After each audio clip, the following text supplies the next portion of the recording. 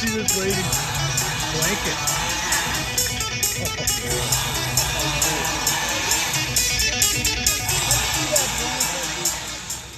Oh, I have that. I have that. Oh, Donald Trump!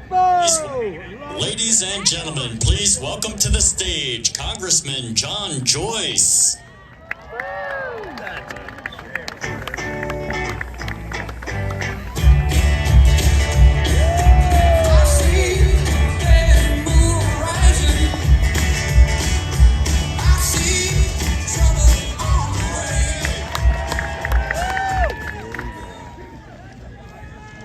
Good morning, Lancaster. I'm Congressman John Joyce. I represent South Central Pennsylvania, not far from you, Gettysburg, Chambersburg. And it's great to be with you here this morning. I look out, I see farmers, I see factory workers, I see veterans, I see law enforcement, I see teachers, I see parents here with their children. But you know what I don't see? I don't see garbage. I see Americans.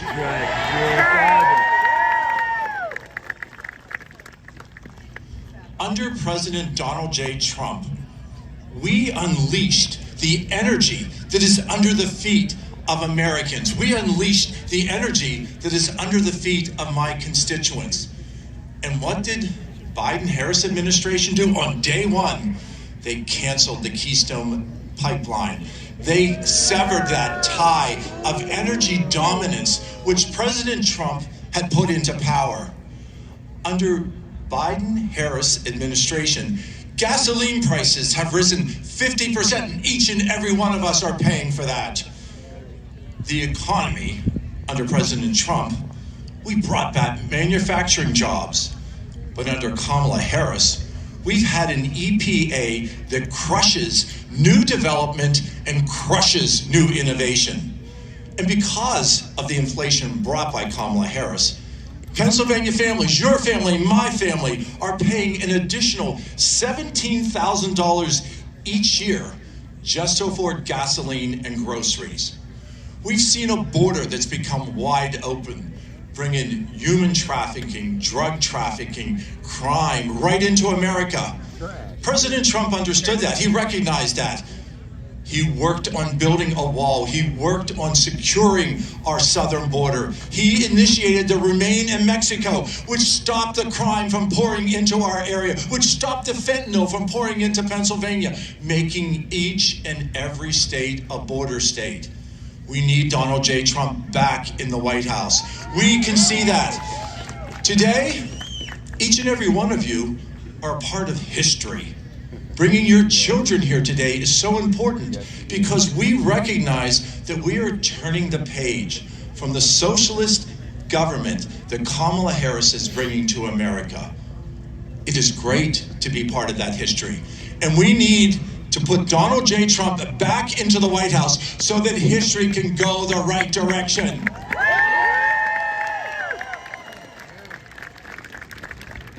So we have an opportunity to cast the vote for Donald J. Trump as our quarterback, as our leader. But I have additional asks. We need to be able to support Dave McCormick. He needs to be that individual who supports President Trump from the Senate. And here in Lancaster, you have a great member of Congress with Lloyd Smucker. You need to send Lloyd Smucker back to Washington. No, we don't. And just to the north, we have Scott Perry. We need Scott Perry back in Washington with us. Yeah. Way to fix that election, PA. We are at an important flexure in American history, and each and every one of us will be part of that. And we will look triumphantly as we see Donald J. Trump re-elected to be our President of the United States. Thank each and every one of you. God bless you, and may God continue to bless these great United States of America. And may Donald Trump drain that swamp! No thanks to you guys.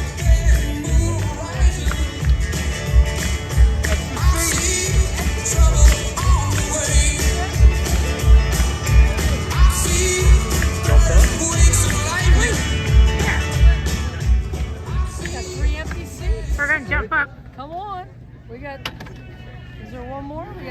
Ladies and gentlemen, please welcome to the stage Congressman Lloyd Smucker.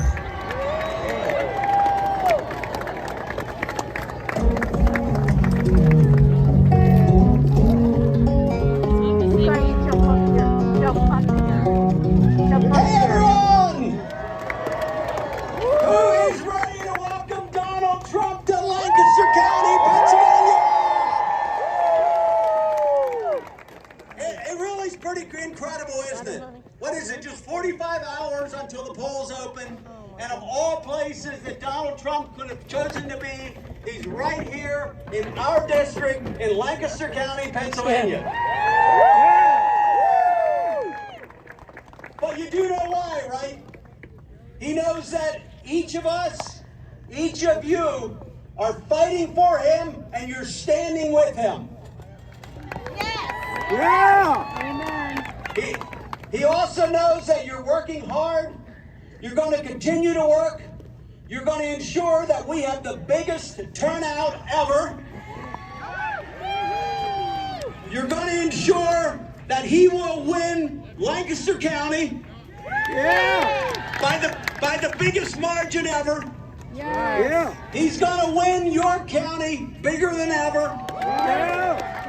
And that is going to put Pennsylvania over the top. He's going to win Pennsylvania, and he will be the 47th President of the United States.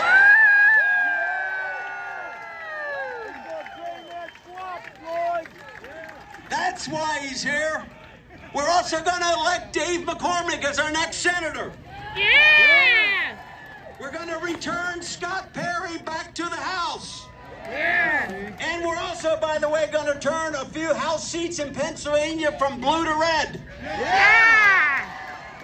And then with majorities in both chambers and with Trump as our president, we will save the country.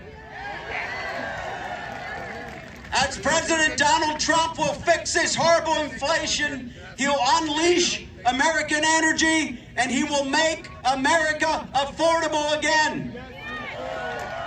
He'll fix the open border, and he'll make America safe again. He'll stand up to Iran, Russia, and China, and will make America secure again. So don't let up, folks. This win is up to us sitting right here, right now. And remember, think about this for a moment. This isn't just for us. This is for our kids, for our grandkids, and for future generations. Many of you know my story. I was born, grew up right here in Lancaster County. Number 10 of 12 siblings. Some of my family's right over here with us today. There they are. I work nights hanging drywall to pay for my high school tuition at Lancaster Mennonite. Purchased a small drywall company for $1,000 at age 17. And over 25 years, we grew that business to an industry leader, providing hundreds of family-sustaining jobs. In America, when you work hard, you play by the rules, you can start from anywhere, and you can be successful. We should thank God every day that we live in America. We're so fortunate. And in fact, that's why I ran for Congress. And why we're all doing this today, to ensure that our children and grandchildren have the same opportunities, or even better opportunities, that we've all had, so they can live their own American dream. Did you know, by the way, did you notice, if you go, young people, if they go to buy a house today, that same house, the mortgage payment will be double what that payment would have been just before Kamala Harris took office. Today, many young people, they can't even imagine buying a home. They're struggling just to get by. They're putting off kids. Retirees or older folks are putting off retirement. And number for you, $958. That's how much more the average Pennsylvania family is paying per month since Kamala Harris took office. It's not right. It's not sad today, or it's sad today under the Biden-Harris administration. The American dream is truly out of reach for too many hardworking Americans. But on Tuesday, we can change that when we elect Donald Trump as president. Changed 4 years ago, Lloyd. You stood up for that rigged election. You know, as a business owner, I hired a lot of people, and unfortunately, every once in a while, I had to fire people. And with Kamala's awful job performance, I don't think she deserves a promotion or a raise. Do you? In fact, I can't believe anyone thinks that she does. She's not only incompetent, she's a radical liberal, and she would continue to devastate Pennsylvania families. So, folks, on Tuesday, let's tell Kamala to pack her bags and go back to California. She's fired!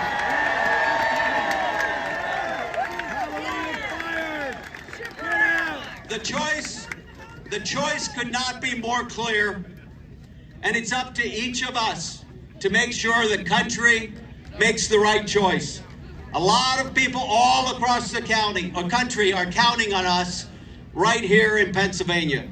Everything that you do to help in the next 48 hours will ensure that the American dream is available for future generations. Let's leave it all on the field, folks.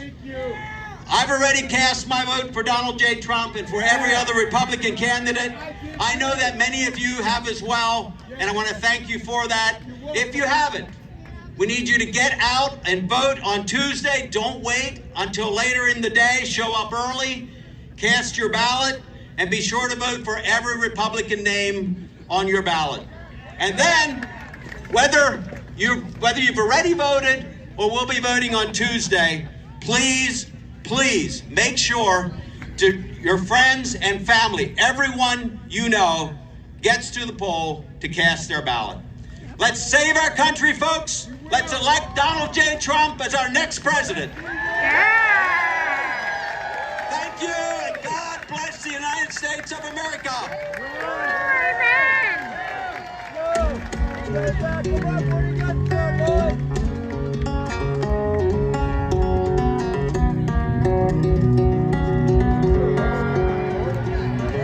You know, well, I'm a chicken fried.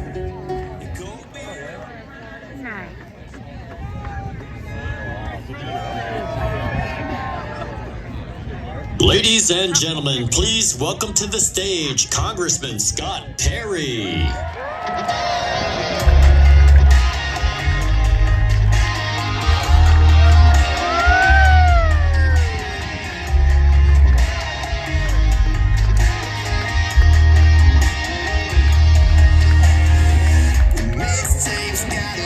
Well, howdy, neighbors. Howdy, howdy. It's great to be with you. Hello, Scott. This is America, and we are Americans. We love our neighbors. We love the people around us. We love the people in the world. Everybody wants to help. We all want to help somebody in need, every single one of us. Every single one of us. If your neighbor came to you and said, I need something, you would be there. Somebody in your community, somebody around the world. Yes. But what you don't like is when they take it from you, right? Where we live, where you live, if you need something, we'll just ask. Just ask, and we'll be happy to help. But ladies and gentlemen, over the course of this administration, they haven't asked, they have just taken. Oh, taken over and over again. You didn't ask for millions of people to pour into your country, 13,000 plus convicted murders, didn't you? You didn't ask for that, did you? No. Did you ask them to take your gas stove away because they were going to do that? No, right? Did you ask them to reduce the ability for you to pay your bills by making sure every dollar that you had was worth less? Did you ask them for that? Did you ask them to surrender in Afghanistan?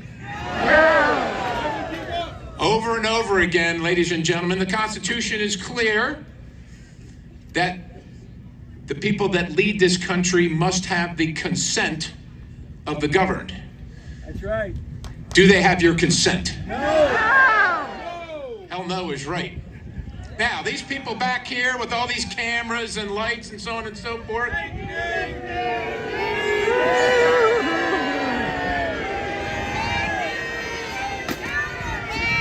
That's right. We don't live in North Korea. We don't live in Russia or Cuba or communist China. We don't need their propaganda. We know what's going on in this country.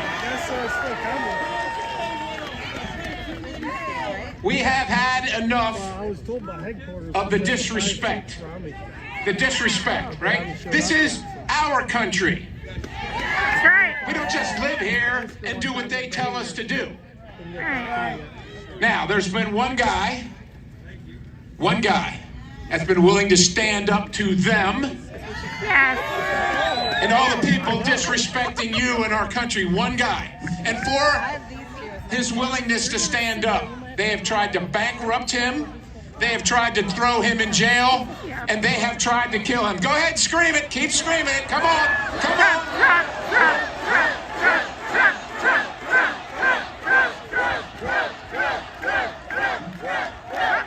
Ladies and gentlemen, this national nightmare is just about over. It is just about over. Slim, see him back there? We've got a couple days. We're going to keep a smile on our face because we're Americans and we love our neighbors. But we're not going to put up with it anymore, right? We're going to stand up. We're going to be tough. If Donald Trump can endure what he has endured, what his family has endured, on behalf of our country, I think if we can put in a couple more days to make sure that our voices, that your voices are heard. And that's exactly what we're going to do. Ladies and gentlemen, the national nightmare is just about over. I need you to be happy about it. I need you to be ready to celebrate.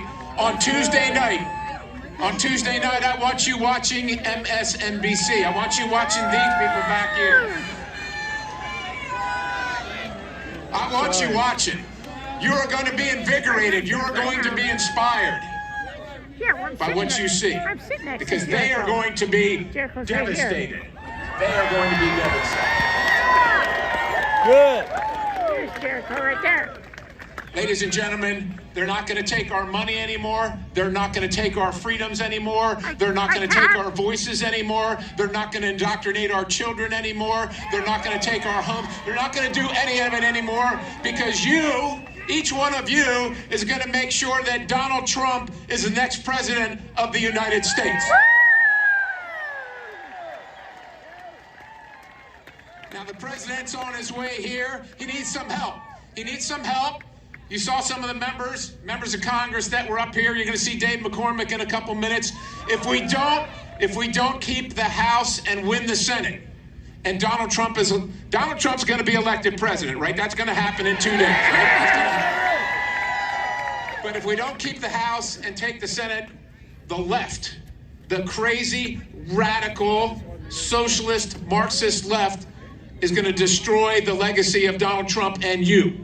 So every single position from the top to the bottom, the people that are here that are speaking to you are supported by the president because he needs them.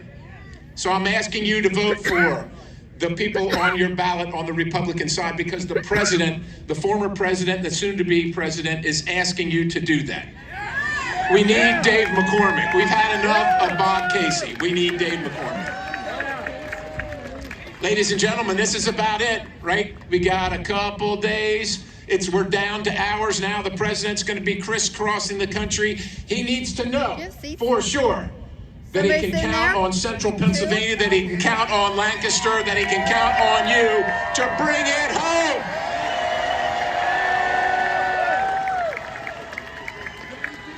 The president is willing to fight. So many that have taken the office would not fight. And this is how we got into the situation that we have now. Illegals running around our country, murdering our children, driving drunk and killing people that are innocent, taking our tax money, taking our freedoms. Thanks for watching, guys.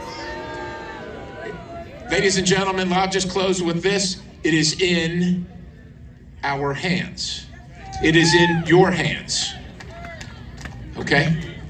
It's in your hands right now. too big to rig, right? They're gonna try and blow it up. You're not gonna let them. God bless you. You're out here in the cold. It's a Sunday morning. God bless you. And God bless the United States of America. Let's go win.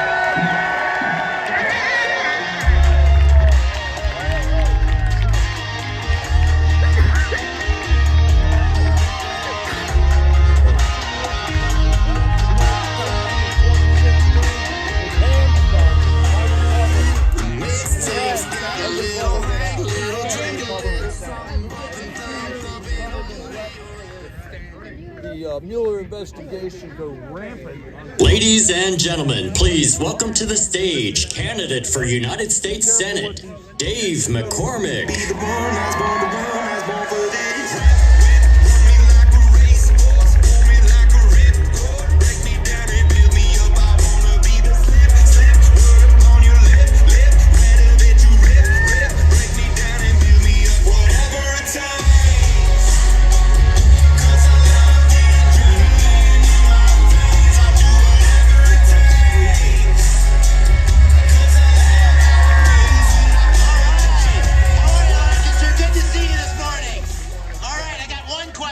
To start with, who's ready to fire Joe Biden and Kamala Harris and put President Trump in the White House? Man, we gotta change things. I got one more question. Who's ready to retire Bob Casey and send Chuck Schumer back? This guy's not done anything, right? So I'm new to this political stuff, but I've been hearing it my whole life that this is the most important election of our lifetimes. I've been hearing it forever, right? Yes. This one's it. This one's it, my friends. We are in trouble as a country. We're in decline spiritually, economically. Our adversaries around the world testing us. This election, if we want the America we love to be there for our kids, this election is the most important election of our lifetimes. That's why I'm running. That's why you're here. That's why President Trump's running. We got to take our country back. And the choice at the top of the ticket could not be more clear. It's a choice between strength. That guy, I was standing not far from him in Butler, that said, fight, fight, fight.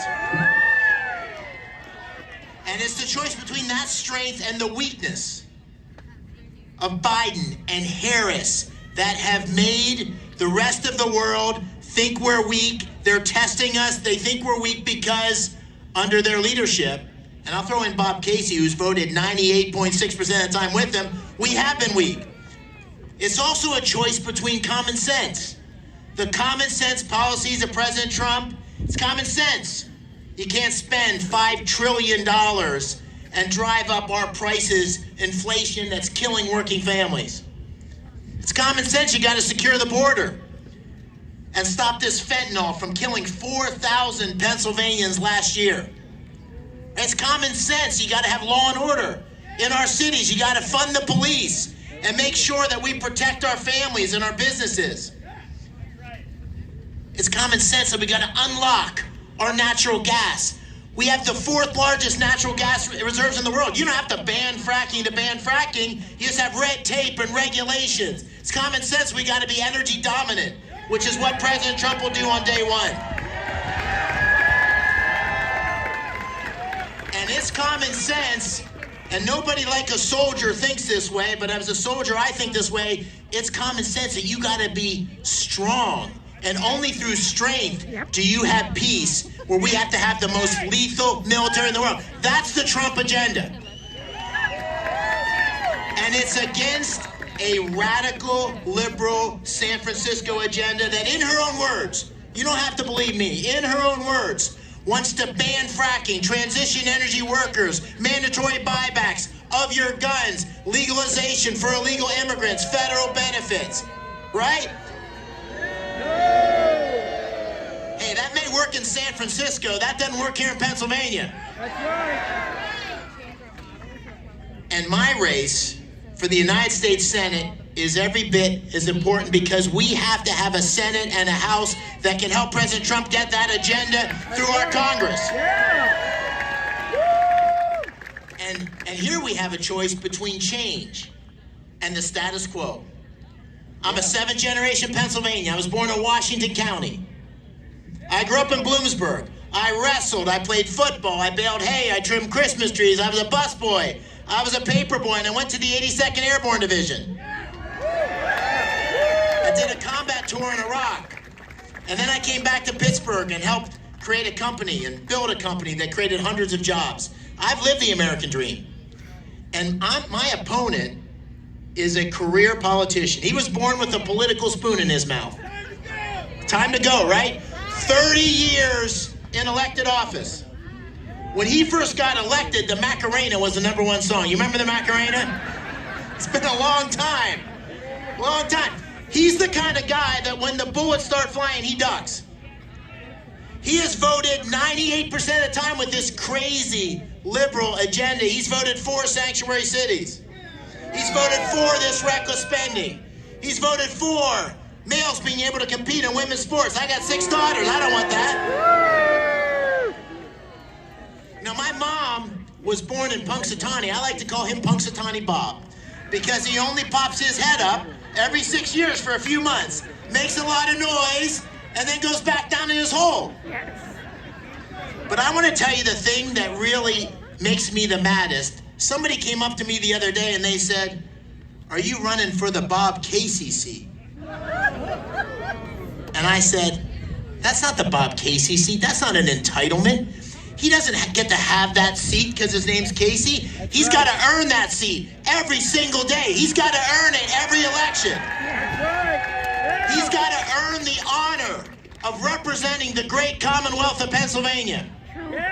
And we're almost there, my friends. We're 2 days away from getting our country back on track. It's going to happen right here in the Keystone State. This is where we're going to make President Trump president again. This is where we're going to win the Senate. And this is where we're going to take America back. Right here in Pennsylvania. Yep.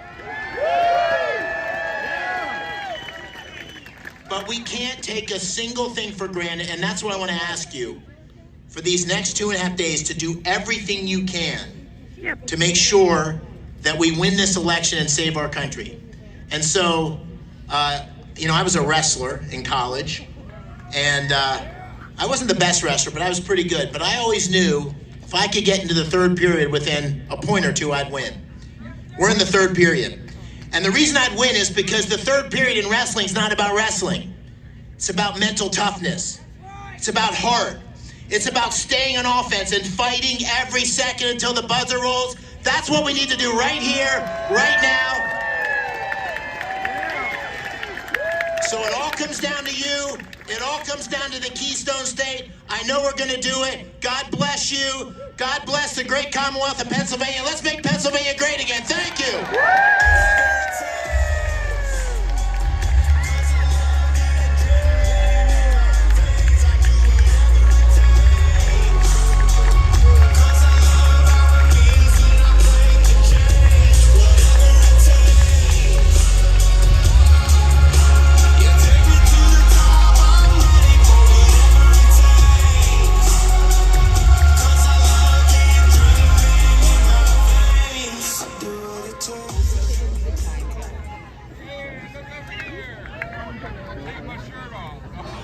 Ladies and gentlemen, please welcome to the stage American race car driver Danica Patrick.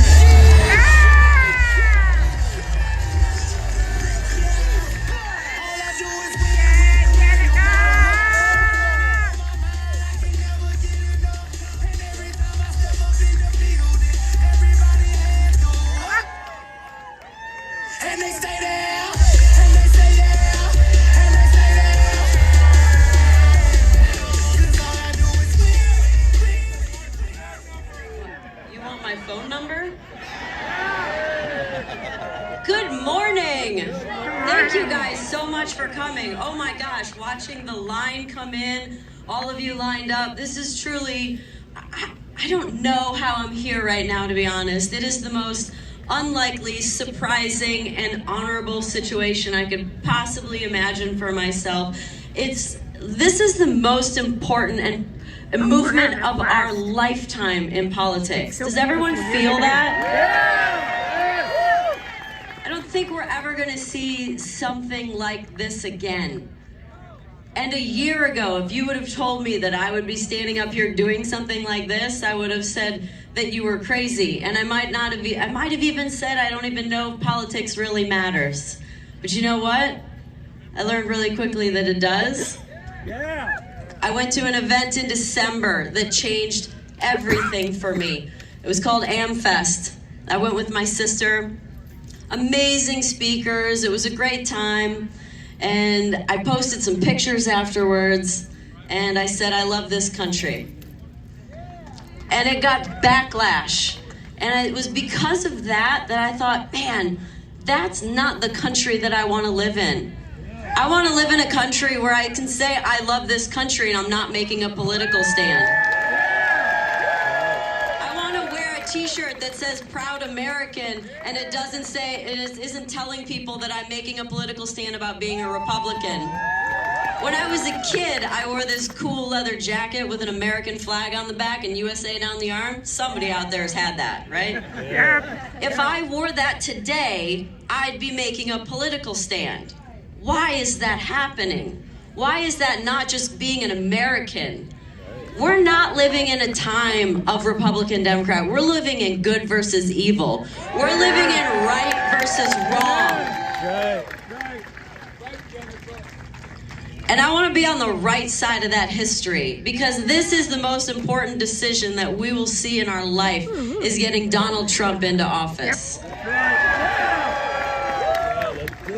So he can give us back those rights that we want, that we grew up with, the right to wear that American flag jacket, the right to say I love this country, and the right to freedom of speech, the right to having an amazing country that we're not paying for other people to live in that aren't citizens.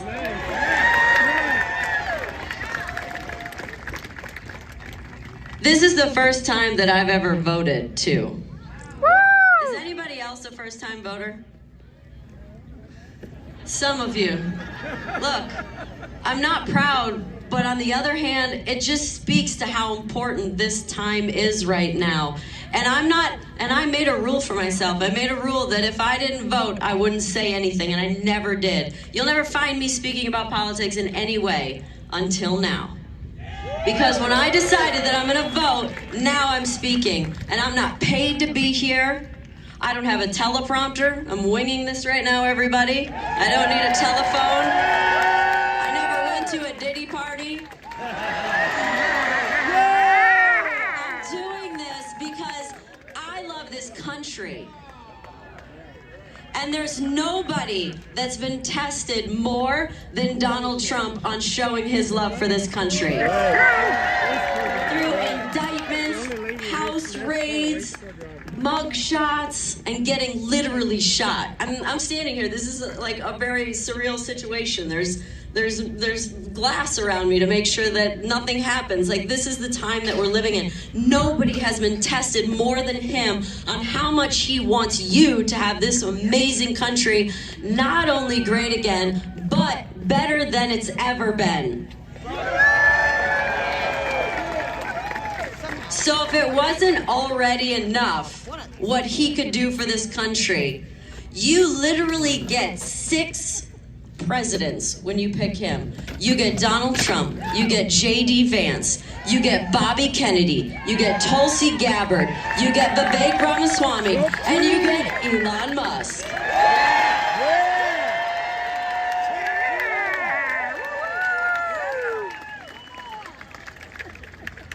So please, go out and vote. Get your friends to vote. Let's get Donald Trump back into office, because there's never been a more important decision that everyone's made in their life than by this Tuesday. Thank you very much.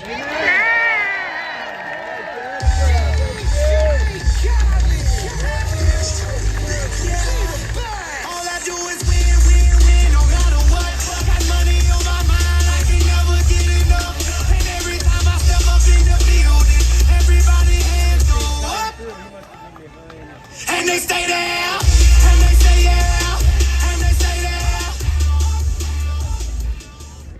big again, guys. Dream big. Ladies and gentlemen, please welcome to the stage TV anchor and former host of SportsCenter, Sage Steele. Might as well jump. Might as well jump. Might as well jump.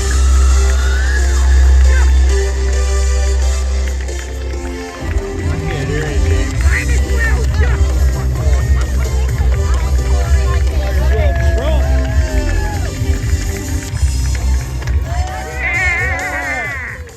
Is this really happening? Yeah!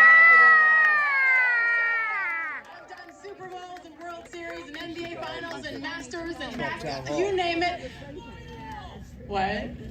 Ignore, right? This is the coolest thing I have ever done. I am so grateful to be here. It is an honor. It is a joy to be here in Lancaster, Pennsylvania on this beautiful Sunday. Wait, can I say joy? Are we allowed to use the word joy here? Yeah! Because it's a lie. That is our word. We have joy.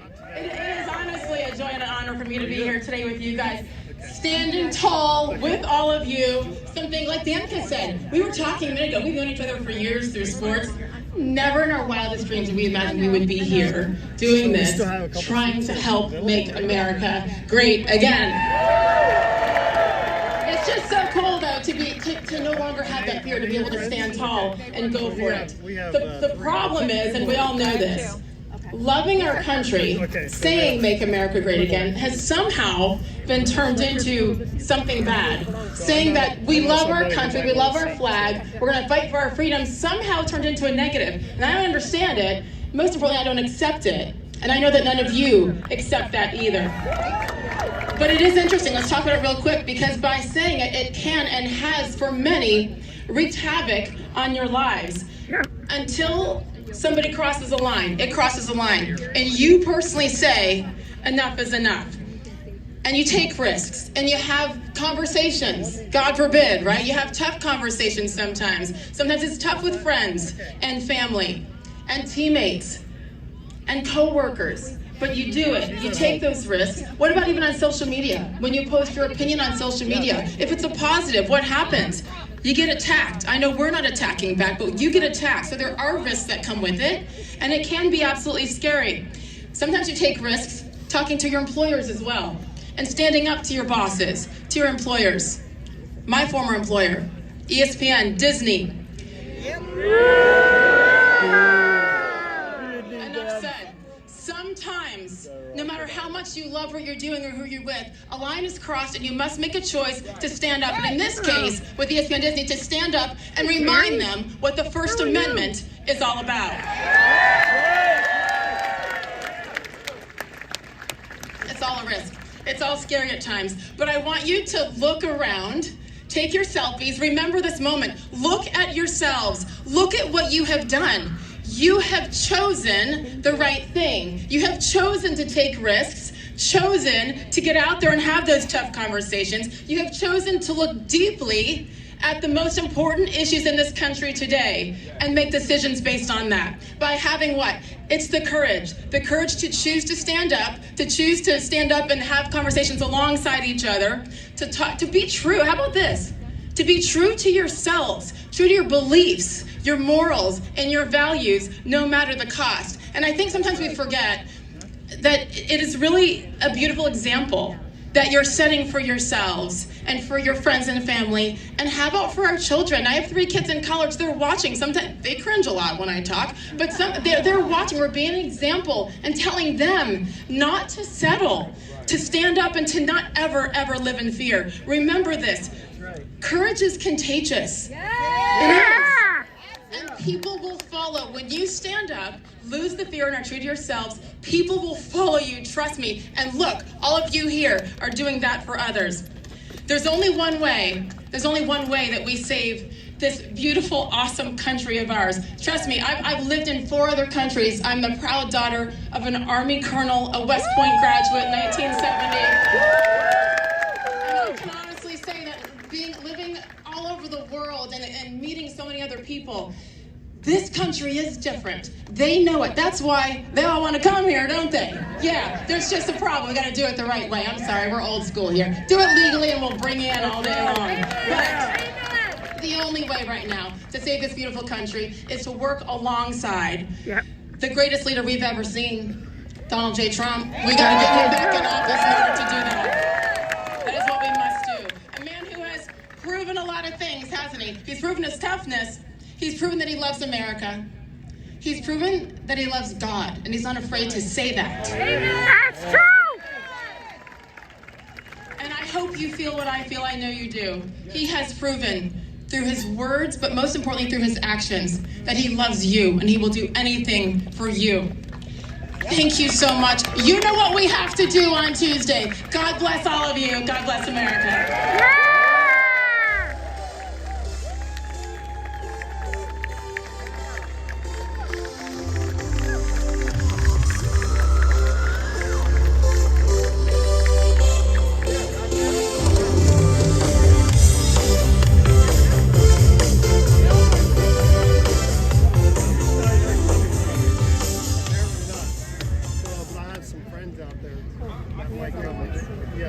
Ladies and gentlemen, please welcome to the stage former Congresswoman Tulsi Gabbard.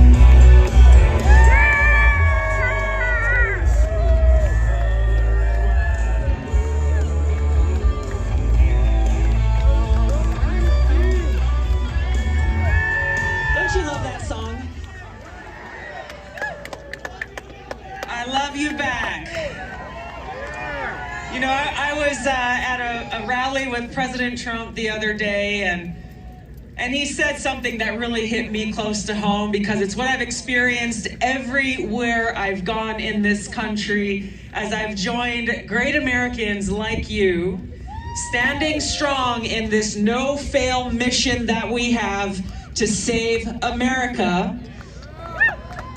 And what he said was, this is a movement of love. That we are gathered here in places like this all across the country, standing strong with joy and hope for our future, because we love this great country and we love and care for each other, and we recognize the grave threats that we face and why we must stand in this moment of crossroads as a country to defend freedom and to ensure a future of peace and prosperity. Right.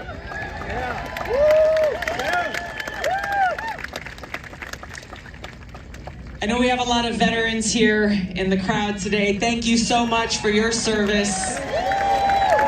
I'm grateful to stand with you. And whether you've worn the uniform and served or not, or maybe there's someone in your family who has, or even if you don't have a personal connection to someone who served in the military, we understand and appreciate the great sacrifice that's made by our servicemen and women and their families. Yes. We understand that the most important responsibility that any president has is to serve as commander-in-chief. Yep. Now, when we look at the choice that we as voters have in this country, the contrast between Donald Trump and Kamala Harris could not be more great. We look at President Trump's record. He's the first president in my lifetime who has not started any new wars. What does that say? And we look at the disastrous and destructive record of Kamala Harris and Joe Biden. As we sit here today, we are embroiled in multiple wars in different regions of the world.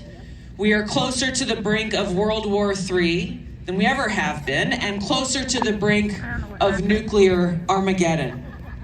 That's the reality that we face. The Bulletin of Atomic Scientists say we are closer to that doomsday clock, Armageddon, nuclear Armageddon, than we ever have been. Who we choose as our commander-in-chief matters. Not only for those of us who serve, but for all of us as Americans and for humanity at large. President Trump is our best and only hope to save our country and to save the world and put us back on that path towards peace and freedom and prosperity.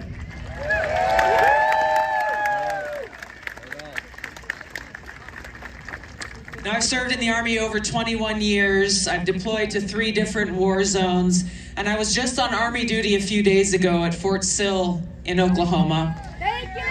I am a commander of a drill sergeant battalion. How many people here still remember their drill sergeants from boot camp? Yeah, you never forget those guys.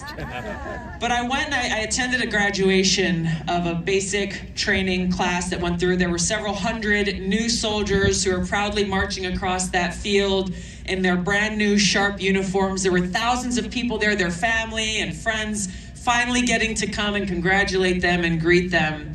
And as they were marching across that field, it was so moving, both to see this new generation of Americans who volunteered to serve our country, who took that oath to the Constitution, just as we have, to support and defend the Constitution against all enemies, foreign and domestic, and to be willing to put their lives on the line for the safety, security, and freedom of the American people.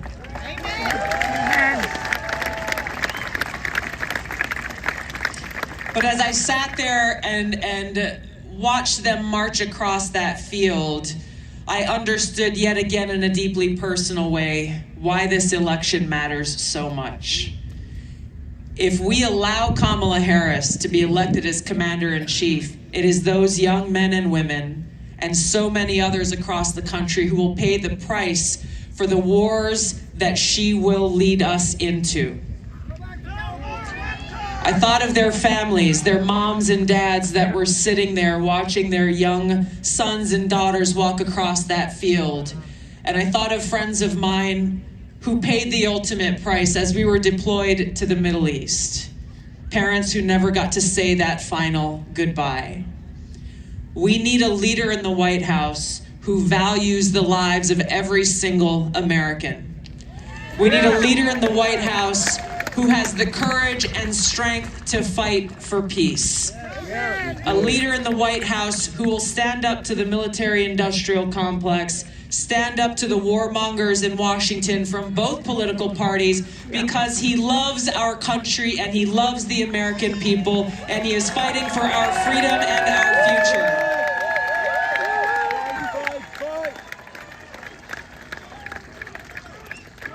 Our founding fathers.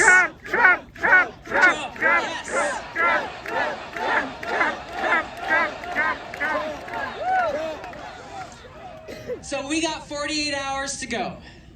We got 48 hours to go. Our founding fathers were very intentional in the words that they put in our founding documents. When they wrote that preamble to the Constitution, they said, "We the people." That is a call to action, my friends. They reminded us that our government only exists with the consent of the governed.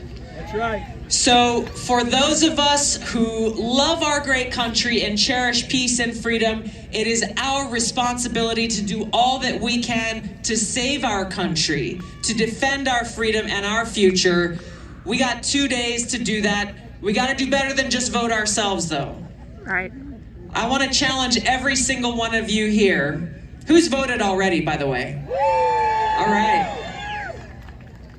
Every one of you, before you lay your head down tonight, I want you to take responsibility for 10 people in your lives to make sure that they get out and cast their vote right alongside you.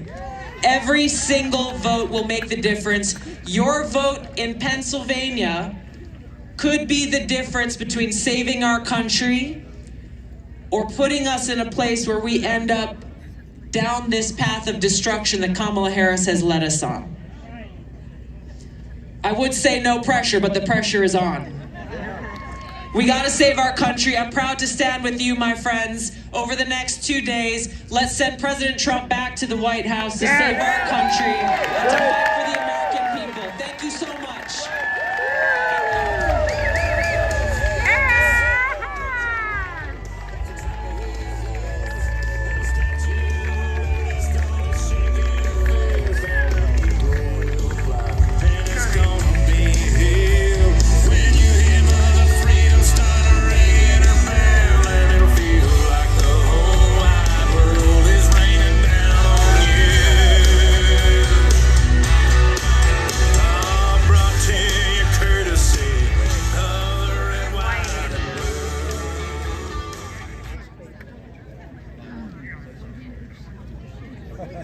Ladies and gentlemen, please welcome to the stage Governor of Arkansas and former White House Press Secretary, Sarah Huckabee Sanders.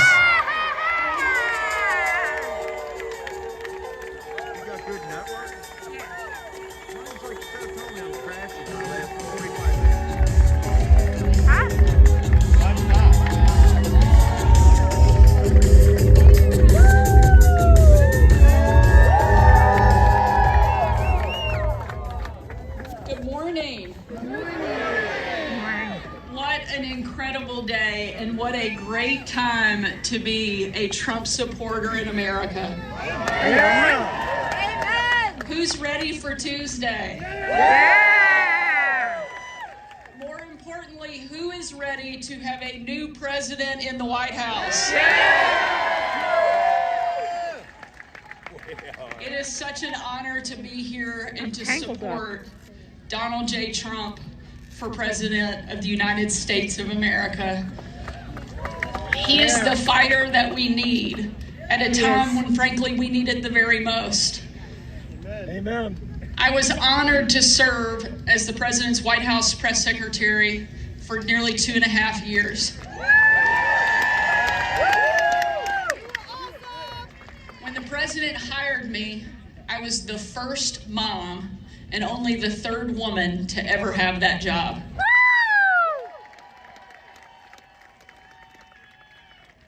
And we had a president who empowered his team. And when the left was relentlessly attacking me, kicking my family out of a restaurant, parents spitting on our car at our children's school, MSNBC reporters called me not even human, vile, unfit to be a mother. You don't hate them enough. It was President Trump who pulled me aside, looked me in the eye, and said, Sarah, you're smart, you're tough, you're beautiful, and they attack you because you're good at your job. Now get back to work. Every single day we see the left trying to tear our country down. Yep. And it only makes President Trump stronger and more needed to help lead our country. Amen. Over the course of the 2.5 years that I spent in that role, I had the opportunity to travel with the president to nearly 24 countries and spent a lot of time with him on the road. But no trip was more memorable than December 25th of 2018. Probably one of the most vivid, most memorable, most unbelievable moments I've ever witnessed. It was Christmas night, and we were traveling with the president to a destination they didn't want anybody in the world to know that he'd be going to. And so we left in total darkness, with no lights on Air Force One, no lights on the runway. And 12 hours later, when we touched down in the war-torn part of Western Iraq, it was again a similar scene. No lights on the plane, no lights on the runway. The only light you could see was coming from about a mile away of where we had landed. The reason there was light at that one location is because hundreds of troops had packed into a dining hall, thinking that they were having dinner with senior military leadership. They had absolutely no idea that the president and first lady were about to walk into that room. Yay! And when they did, a sight and a scene and a sound I know I will never forget unfolded. As the president stepped into that dining hall, you could see people from every race, every religion, every political party, every corner of the country, every demographic you can imagine represented in that one room. Yeah. But in that moment, when he stepped in one perfect voice, in complete and total unity, they chanted over and over and over again, USA, USA, USA. USA, USA, USA, USA, USA, USA, USA, USA, USA, USA. It was an absolutely perfect picture of what makes America so incredible. You have men and women willing to put everything on the line, willing to do what it takes, in some cases making the ultimate sacrifice so that we get to live free in the greatest country on the face of the earth. And they deserve to know, those men and women deserve to know that they have a leader that is doing their part in defending our freedom and fighting for our great country, and that's exactly what you get with Donald J. Trump.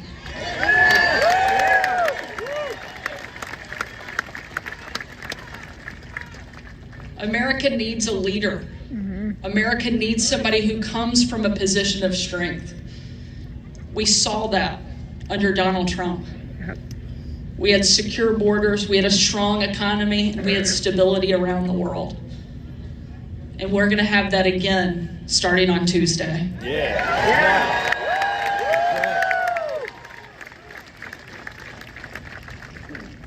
To finish that trip, the president continued walking around that room. And as he did, there was a soldier that yelled from the back. And he said, "Mr. President," he said, "I'm here because of you. I re-enlisted in the military because of you." And the president said to that young man, he said, "Son, I'm here because of you as well." Two people doing their part in the fight for freedom. And each one of us that is here today has a part as well. We're not all called to serve on the physical battlefields of Iraq.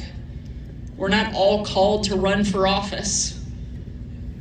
But we do have a part to play in making sure that those who are willing to put their name on the ballot, put their life on the line, have people that are standing up and standing alongside and fighting for them and making sure that every person coming behind us gets to enjoy the incredible gift of growing up in a country that still means something, in a country that still stands for something.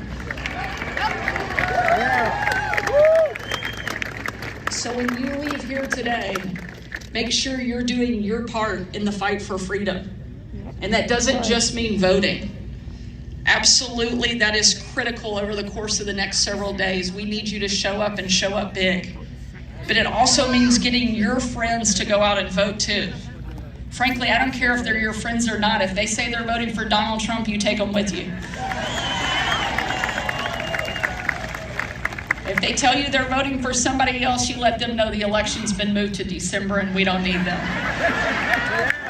But we need everybody here showing up and sending a clear, strong message that we love America and we're going to do our part to protect it. And the best way we can do that is make sure Donald Trump gets elected on Tuesday. Thank you so much for being here.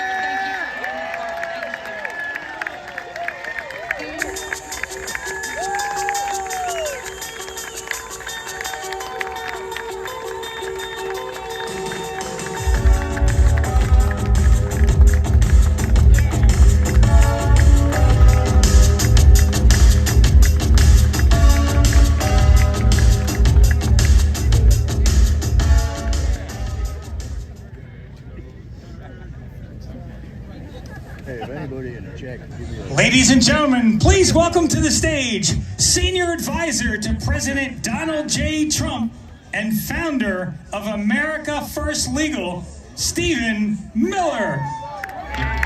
Stephen Miller.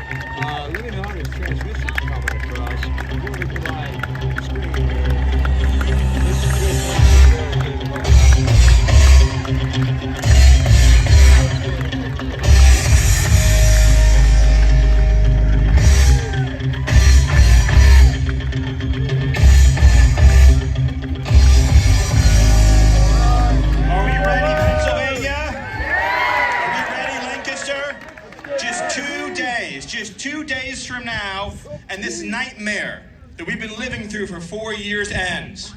In 2 days, you can end the nightmare of inflation, the nightmare of illegal immigration, the nightmare of humiliation at home, embarrassment abroad, and the degradation of this country. In just 2 days, you can defeat Kamala Harris, you can defeat the radical left, you can defeat the Marxists, the communists, the globalists, the crooked politicians, and you can send your hero and champion back to the White House. It all comes down to Pennsylvania. The Patriots here today. You can deliver this state to Donald J. Trump, and you can send Donald J. Trump back to the White House. If everyone here gets 5 people, 6 people, 7, 8, 9, 10 people to the polls on Tuesday, this race is won, this election is over, and the banners will read, "We have re-elected Donald J. Trump back to the White House." So I need you all, I am asking you to dig deep, to work hard. 48 more hours after 9 years, it all comes down to this. You're right at the finish line in this marathon. Thanks, Allie. And I want you to think, I want you to really think, as we have these 2 days left, what President Trump has endured for all of you, for all of us, for this nation for 9 years, since he came down that escalator. I want you to think about the hoaxes, the media lies, distortions, defamations, lawfare, persecutions, witch hunts, one persecution, one hoax, one abuse, one lie after another. Every single force that has been wrecking and raiding and pillaging this country has been coming after him. And why? Why have they done it? Because he's standing up for all of us every single damn day. And I ask you, when they came at him, when they tried to take away his freedom, when they tried to take away his business, and yes, when they tried to take away his life, did he back down? Did he give an inch? Did he surrender? Or did he stand up proud and tall and raise his fist into the air and shout, fight, fight, fight, Pennsylvania, I need you to fight. We need you to fight for 2 more days to end these injustices. As you're heading to the polls, as you're bringing your friends to the polls, as you're bringing your coworkers to the polls, your family to the polls, I want you to think about all the victims who have suffered under this heartless administration and under the cruel and wicked and sinister policies of Kamala Harris. How many of you have turned on the news or searched online day after day and read about another American raped and murdered by an illegal alien that Kamala Harris brought into our country? What kind of person does this to her own countrymen? What kind of person finds criminal gang members and sets them free to attack our people? Who would do such a thing? I want you to think of these victims. I want you to think of the mothers, the fathers who will never see their kids again, and say, for the love of God, we're going to elect Donald Trump. We're going to seal that border. We're going to send the illegals home. And we're going to keep America safe for American citizens. Amen. You don't have to live like this. We don't have to live like this. We can be a free country again. We can be a sovereign country again. We can be a country again that puts American citizens before migrant gangs and illegal aliens. We don't need foreign countries' criminals. We don't need foreign countries' killers. We don't need foreign countries' gangs. You know what we need? We need safe parks, safe schools, safe communities where our children can learn and thrive, and they'll never have to compete with illegal aliens who don't even belong in our country. 4 generations of my family comes from this state. My great-great-grandfather lived here. My great-grandfather lived here. My grandfather lived here. My mom was born here. I love this state with every single fiber of my being. And I want Pennsylvania to be freer and stronger than it's ever been before. But you know, the only way this happens, is if we send Kamala Harris back to San Francisco with her communist friends and send Donald J. Trump back to the White House. 2 days. That's all we have left. after all the fighting, after all the battles, everything we've experienced together on this journey, everything that we've been through, and everything that Donald J. Trump has been through, that's all that's left. Just 2 days. Just 2 days. Are we up to the challenge, Pennsylvania? Are we going to get this done, Pennsylvania?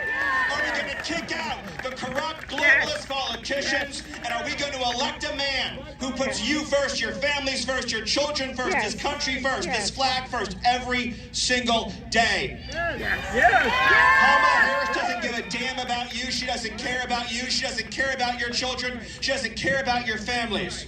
She doesn't care about anybody but herself and her donors. There's one man who cares about you and your family, who's willing to take every single arrow and yes, every bullet they send his way.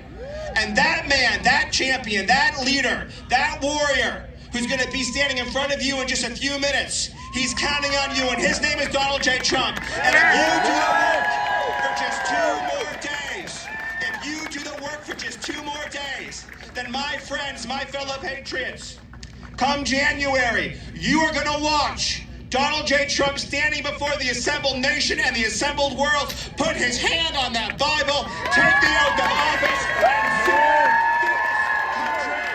Thank you. God bless you, and God bless Pennsylvania.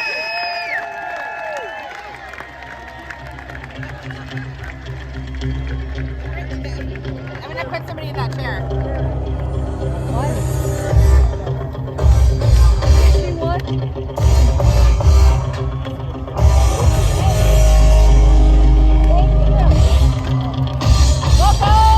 You're the best.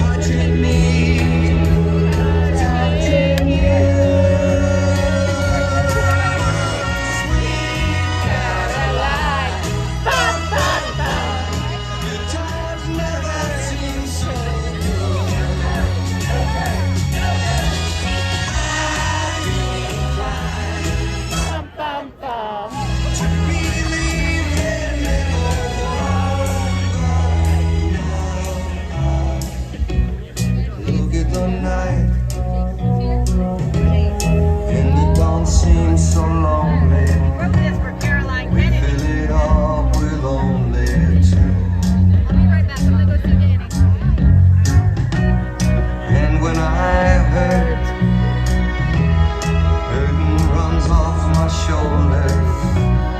How can I hurt when holding you? Warm,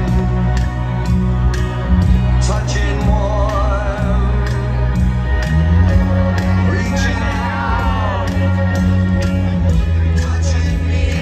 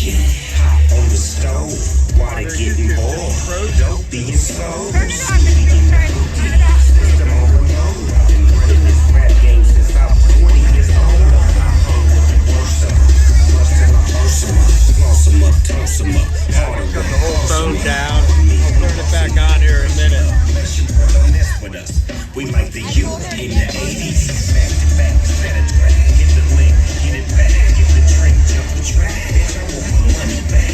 It's time again while I'm sipping on this gin. Already said it, let's just win, baby, win. No matter what.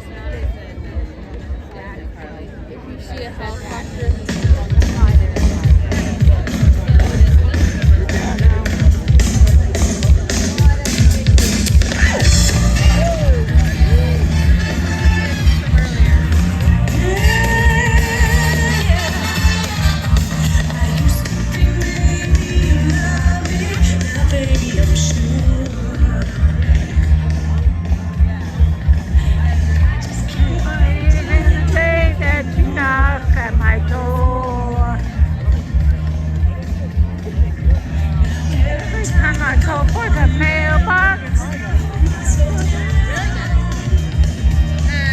is Vanessa gonna do anything? Is Vanessa gonna do anything?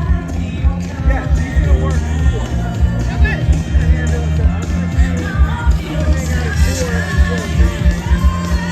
Take over, and then I'm just gonna work on the list of the ones that we have vacancies.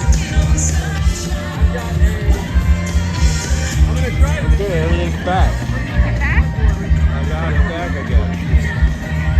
Just shut the whole phone down and then turned it back on. So I don't know what happened, but man, my whole thing got jammed up. My email accounts and everything was YouTube was all whack.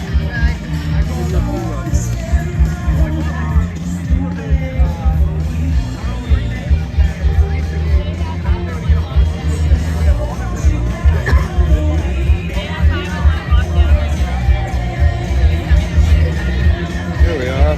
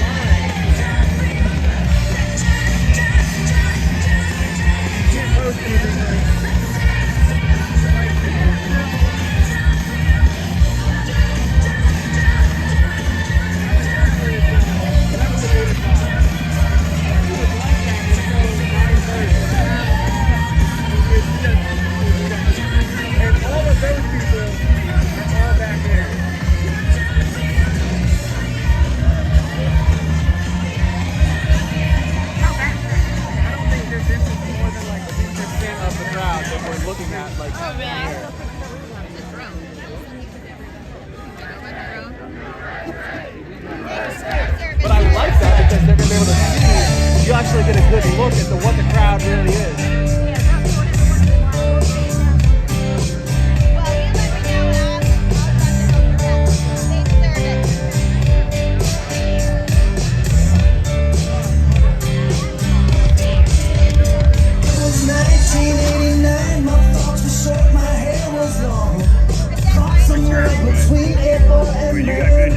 Try to get back into my stream here. It says it's still open. They were saying that they were, I think it's corner Billy up there saying they think he's flying into Harrisburg. Yes, because he's going to somewhere else today. Right, he's going to, I think he's North Carolina today. After this, like, why wouldn't you just pull in here? I don't know. When I was here 4 years ago, they landed in Air Force One here. Yeah. I thought they landed the plane right over there. They landed the plane right here. Air Force One can land here. This plane. Who knows the Pittsburgh next? I don't know. He's in Reading tomorrow. He's in Reading tomorrow at Santana. I don't think he's in Pittsburgh. I know I thought he goes to I know JD is in. I was thinking about trying to go to the. I thought he was supposed to be in Newark. Now they're saying he's in Aspen. Yeah, he's Delta.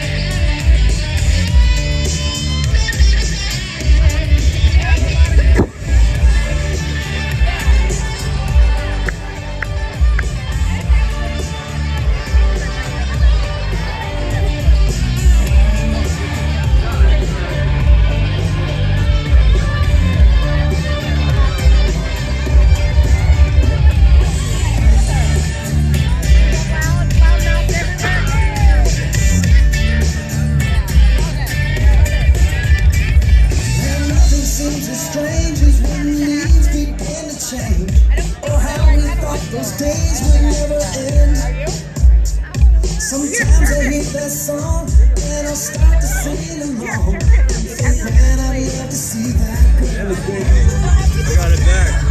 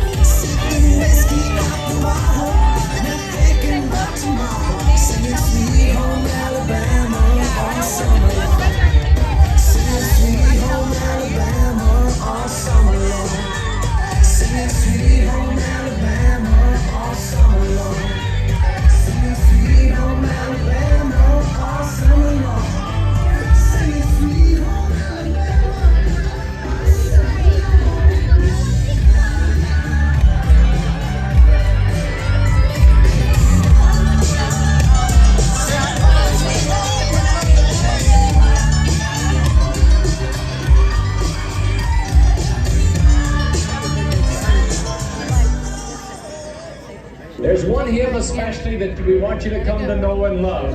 A great hymn of adoration. It's a Swedish hymn written in 1886. How Great Thou Art.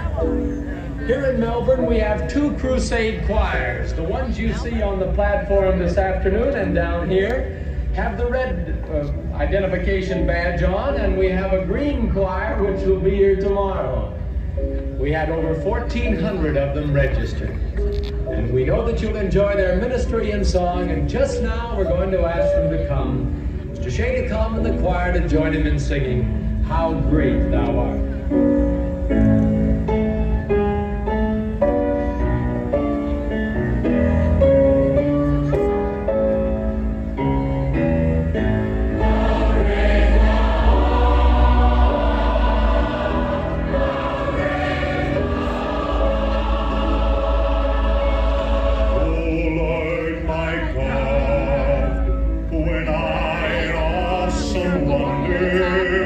Consider all the worlds thy hands have made.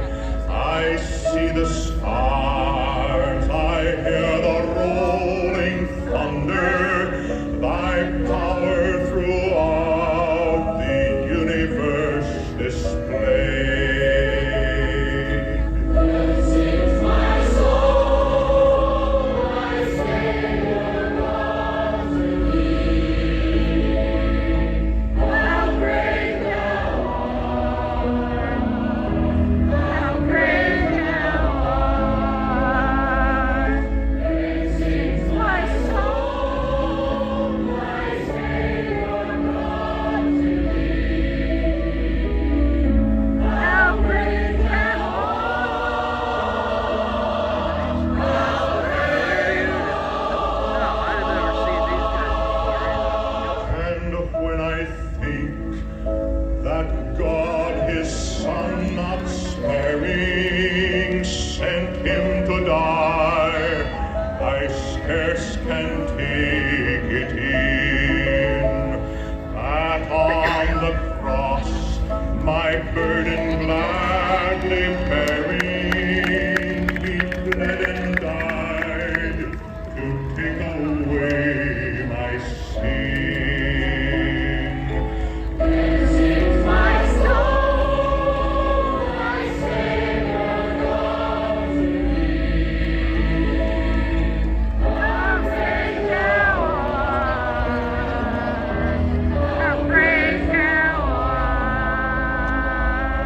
This is my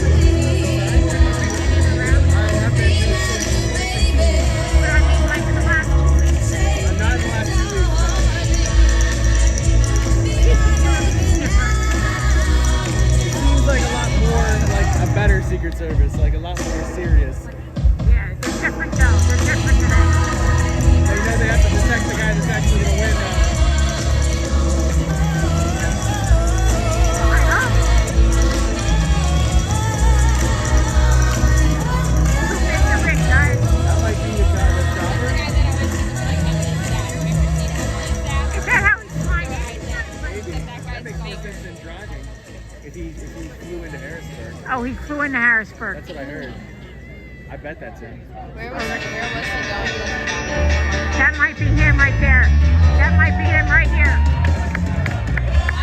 It's a helicopter. Yeah, he flew into Harrisburg. He's coming in the helicopter?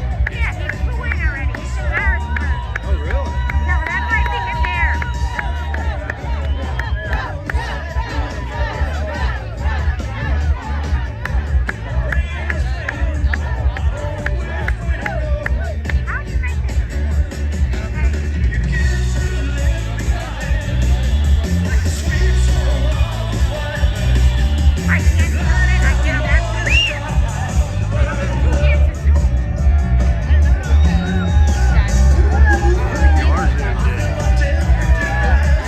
Alright, we think we got the helicopter. We thought Trump was coming in a jet, but I think he's coming in a helicopter.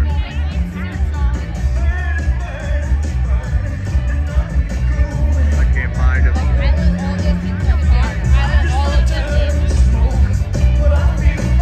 Wants to focus on the teleprompter and the glass. That's what took Potter. There were some lessons too. I'm letting them in. Okay, it's like a good idea. It's definitely a military helicopter because it doesn't come up on FlightAware. Trump's got a helicopter. You got the plate? That's FlightAware, yeah. It's coming up on the, oh, there's no airplane out. Yeah, that's him. That's definitely him.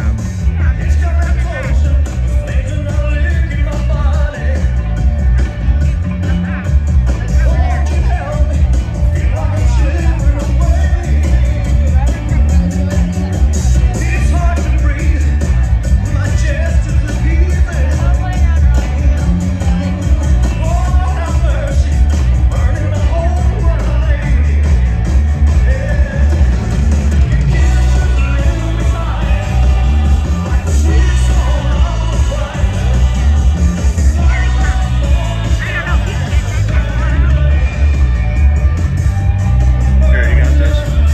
I don't know if I can get it. Just wait till he comes in. It keeps focusing on the glass or whatever's in front of it. It's going to focus on that crane thing right now. Till he gets closer, it's not going to focus out that far.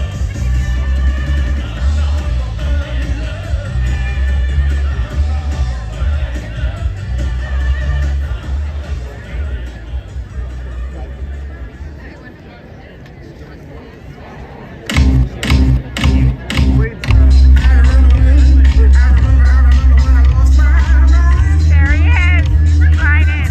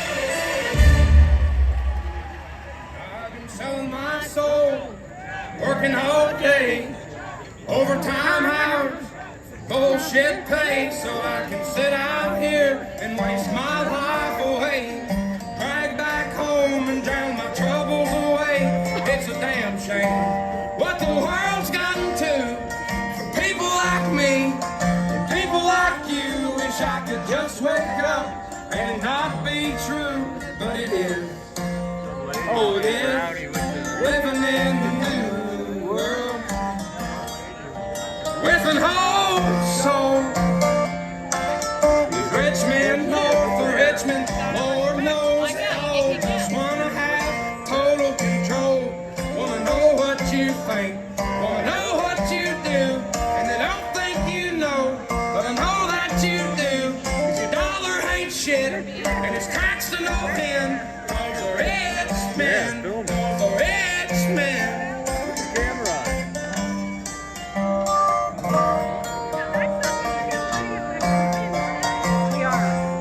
Wish politicians look out for miners, not just miners on an island somewhere. Lord, we got folks in the street, ain't got nothing to eat, and the obese milking welfare. Well, God, if you're 5'3" and you're 300 pounds, taxes ought not to pay for your bags of fudge rounds. Young men are putting themselves 6 feet in the ground, 'cause all this damn country does is keep on kicking them down. Lord, it's a damn shame what the world's gotten to for people like me, people like you. Wish I could just wake up and it not be true, but it is. Oh, it is living in the new world with an whole soul. These rich men north of Richmond, Lord knows they all just wanna have total control. Wanna know what you think, wanna know what you do, and they don't think you know, but I know that you do. 'Cause your dollar ain't shit, and it's taxed to no end. 'Cause the rich men, north of Richmond.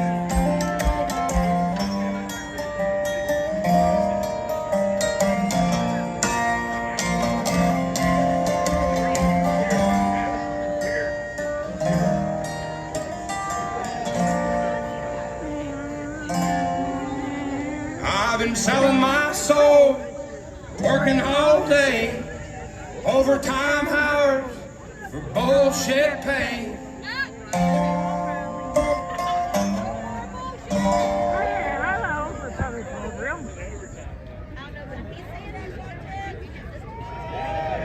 Please, please, please, please.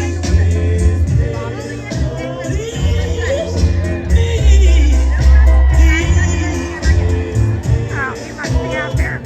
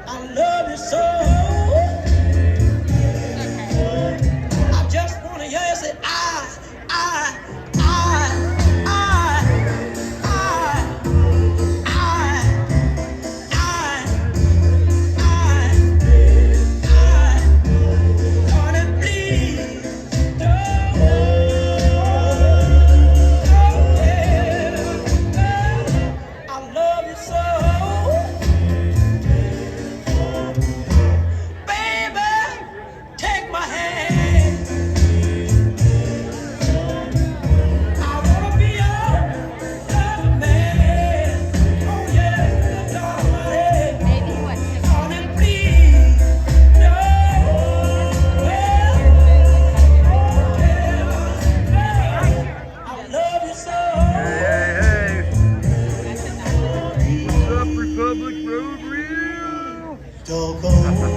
Hi, Cleo.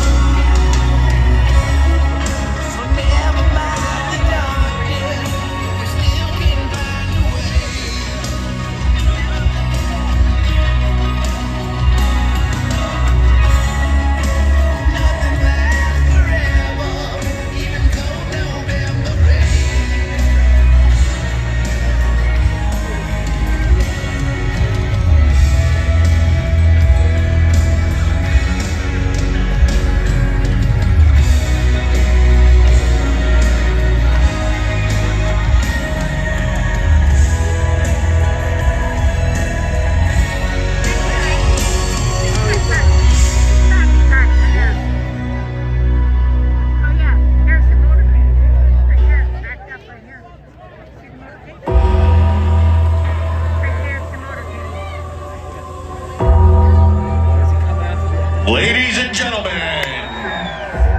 please welcome the 45th and soon to be 47th President of the United States of America, Donald J. Trump!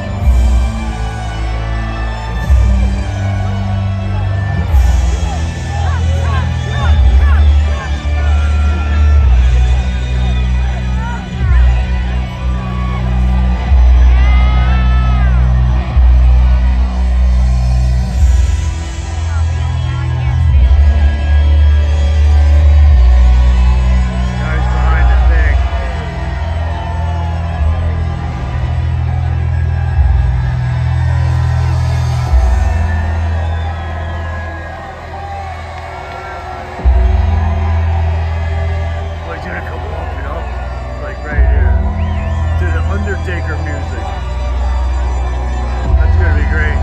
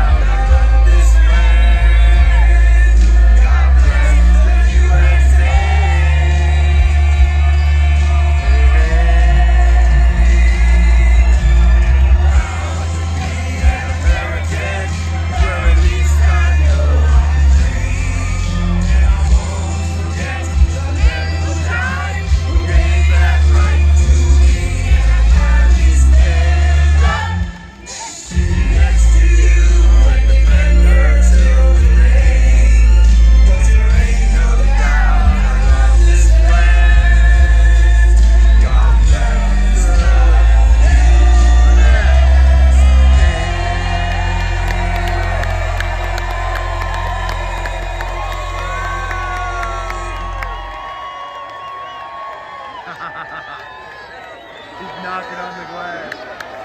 USA! USA! USA! USA! USA! USA! And a very, very special hello to Pennsylvania. What a great place. And I'm thrilled to be back in this beautiful Commonwealth with thousands of proud, hardworking American patriots. That's what you are. And I'd like to begin by asking a very simple question. Are you better off now or... just remember this. I'll tell you what, you remember it. Do you like it better now or 4 years ago? Well, I ask you, do you like it better now? And I've come today with a message of hope for all Americans. With your vote on Tuesday, I will end inflation. I will stop the invasion of massive numbers of criminals coming into our country. Thank you very much, Kamala and Joe. And I will bring back the American dream, and we'll bring it back stronger than ever before. But this is all you need to know. Kamala broke it, and we will fix it.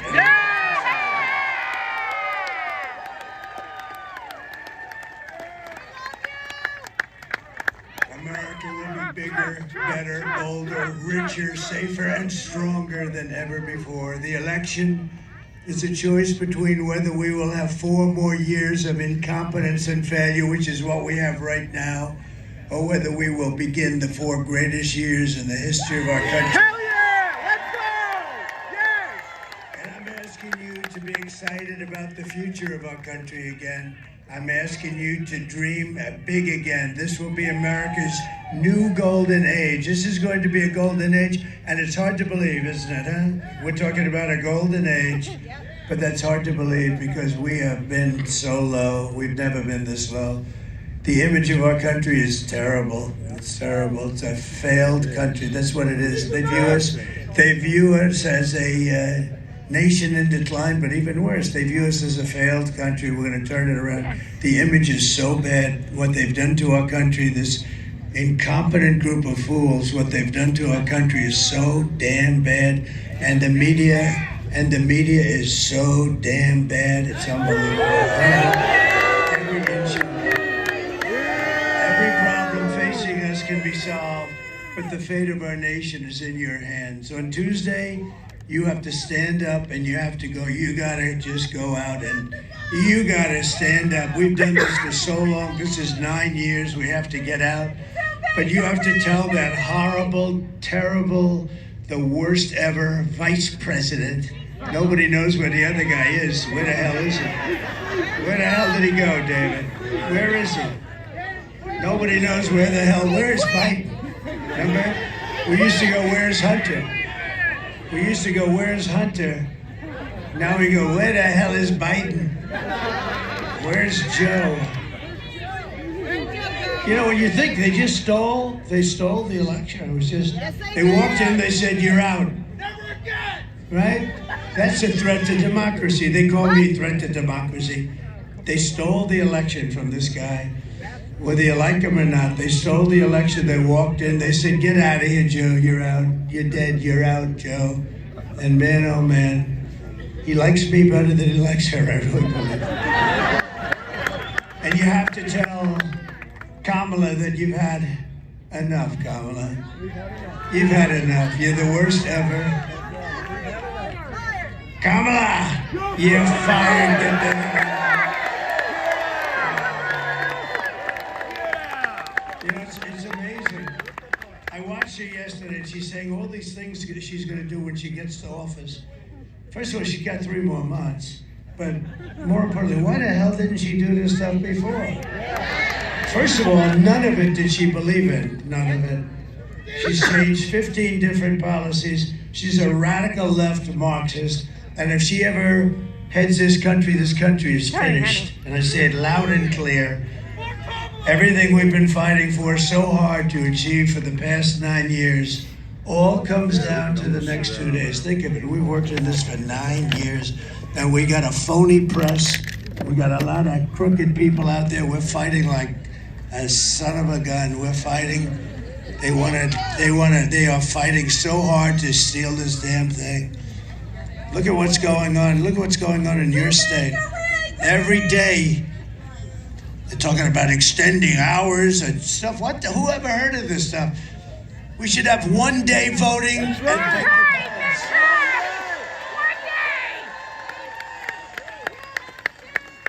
Then I just heard that a couple of states may go an extra 12 days. Why the hell do you have an election? You know, they spend all of this money on these damn machines, and paper ballots, you'd have the answer by 9 o'clock tonight. It's a damn shame. And I'm the only one that talks about it because everyone's afraid to damn talk about it. And then they accuse you of being a conspiracy theorist. These are conspiracy, and they want to lock you up. They want to put you in jail. The ones that should be locked up are the ones that cheat on these horrible elections that we go through in our country. And I don't know what's going to happen, but for future elections, I won't be even a part of it. But you ought to damn well go to paper ballots. You ought to go to voter ID. That's right.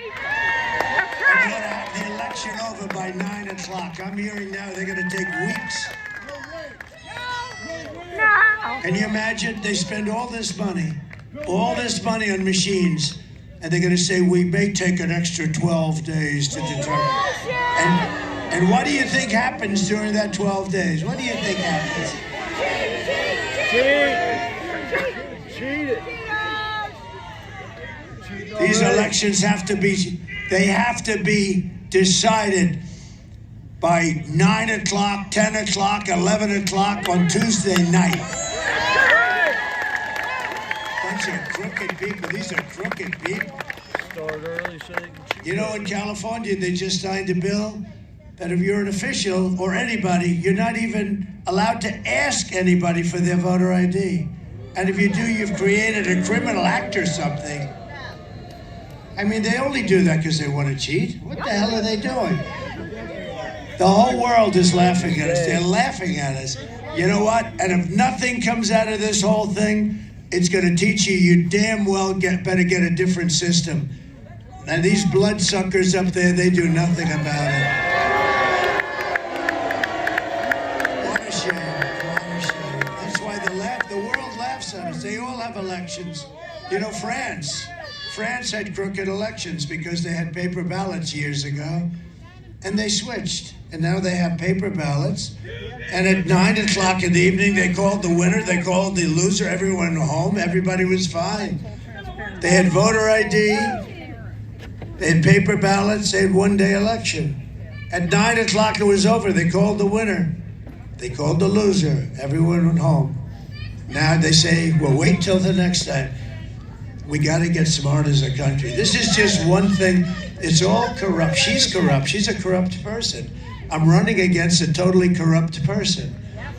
And I'm really not running against her. I'm running against a corrupt machine called the Democrat Party. That's right. It's totally a corrupt party.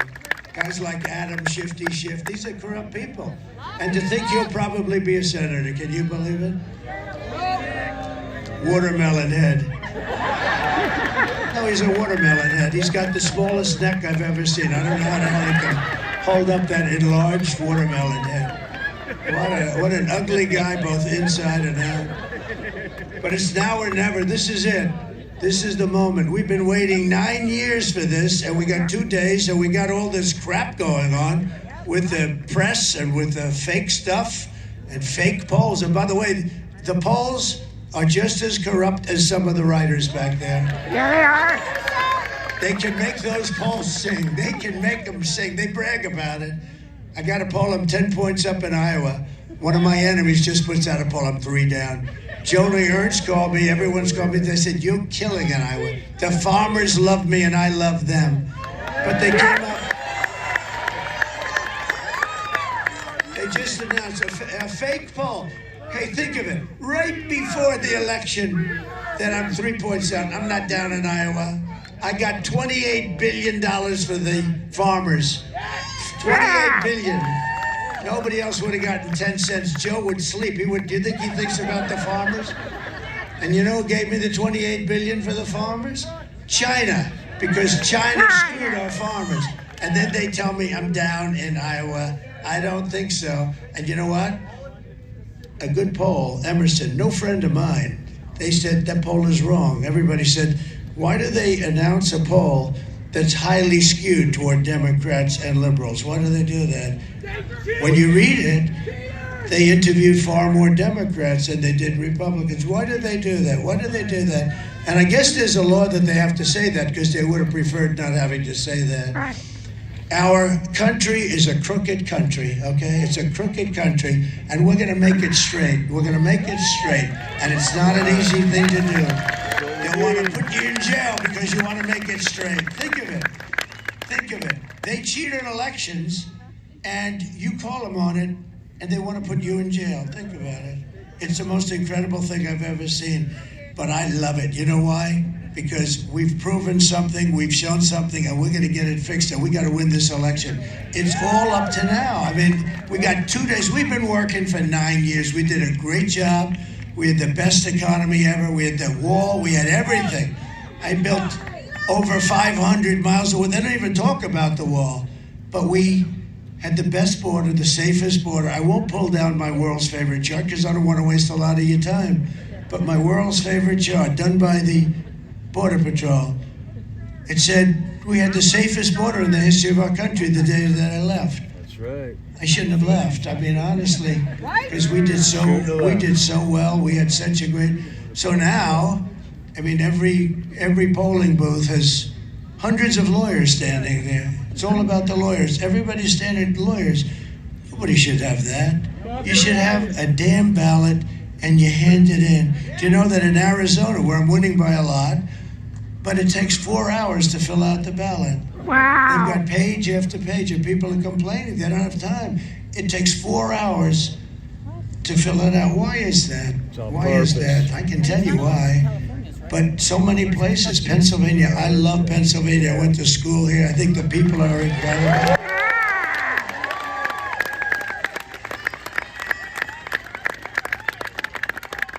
But they found, as I understand it, I mean, I don't know what's happened in the last day or so, but in Lancaster, they found 2,600 ballots, all done by the same hand. In other words, the same exact penmanship, the same hand, the same everything. It was all done by the same pen, the exact same pen. And then they go and they say, well, this is a conspiracy theorist. It's a terrible thing that's happened to our country. And the whole world watches it, even third world countries. I was telling a friend came in last night. He comes from a country, he works there a lot, knows it. And it's not a great country, to be honest with you. And he said, but when we vote, they take our fingerprints and they check our fingerprints. And we can't get away with anything. This is a third world country. In our country, think of it. You are not allowed to even ask for somebody's voter ID. And if you do ask, I think they have the right to put you in jail. Not the one that's cheating, the one that's asking, I want honesty. Oh, let's go to jail. It's a terrible thing. And I tell you what, I love being off these stupid teleprompters because the truth comes out.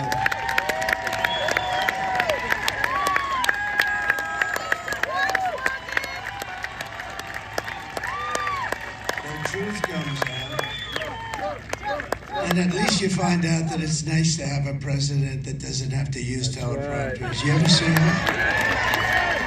And I'm being nasty to her because you know what? She's really bad. She shouldn't have been chosen. She got no votes.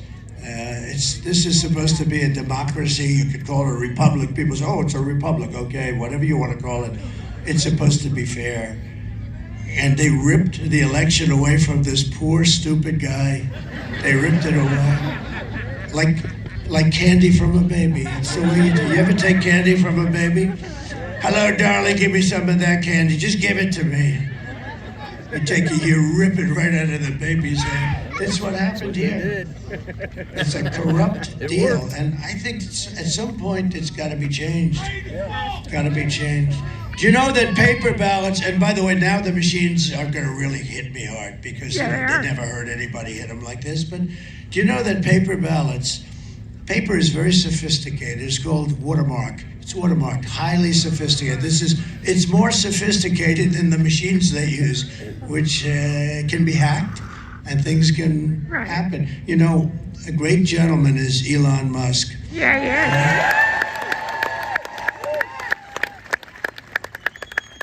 And I said to Elon, I assume you're very good with computers, right? He said, well, I think I'm one of the best. He said, it wasn't the engines that landed that rocket the other day, it was the computers telling the engines what to do. I think I'm good. Yeah, I think I'm really good. Well, he looked at the machines, just looked at them, And he doesn't have to look like normal people. Normal people have to rip them apart and figure out what's going on. That's normal experts. He goes like this, the Bush user. Oh. He looked, oh.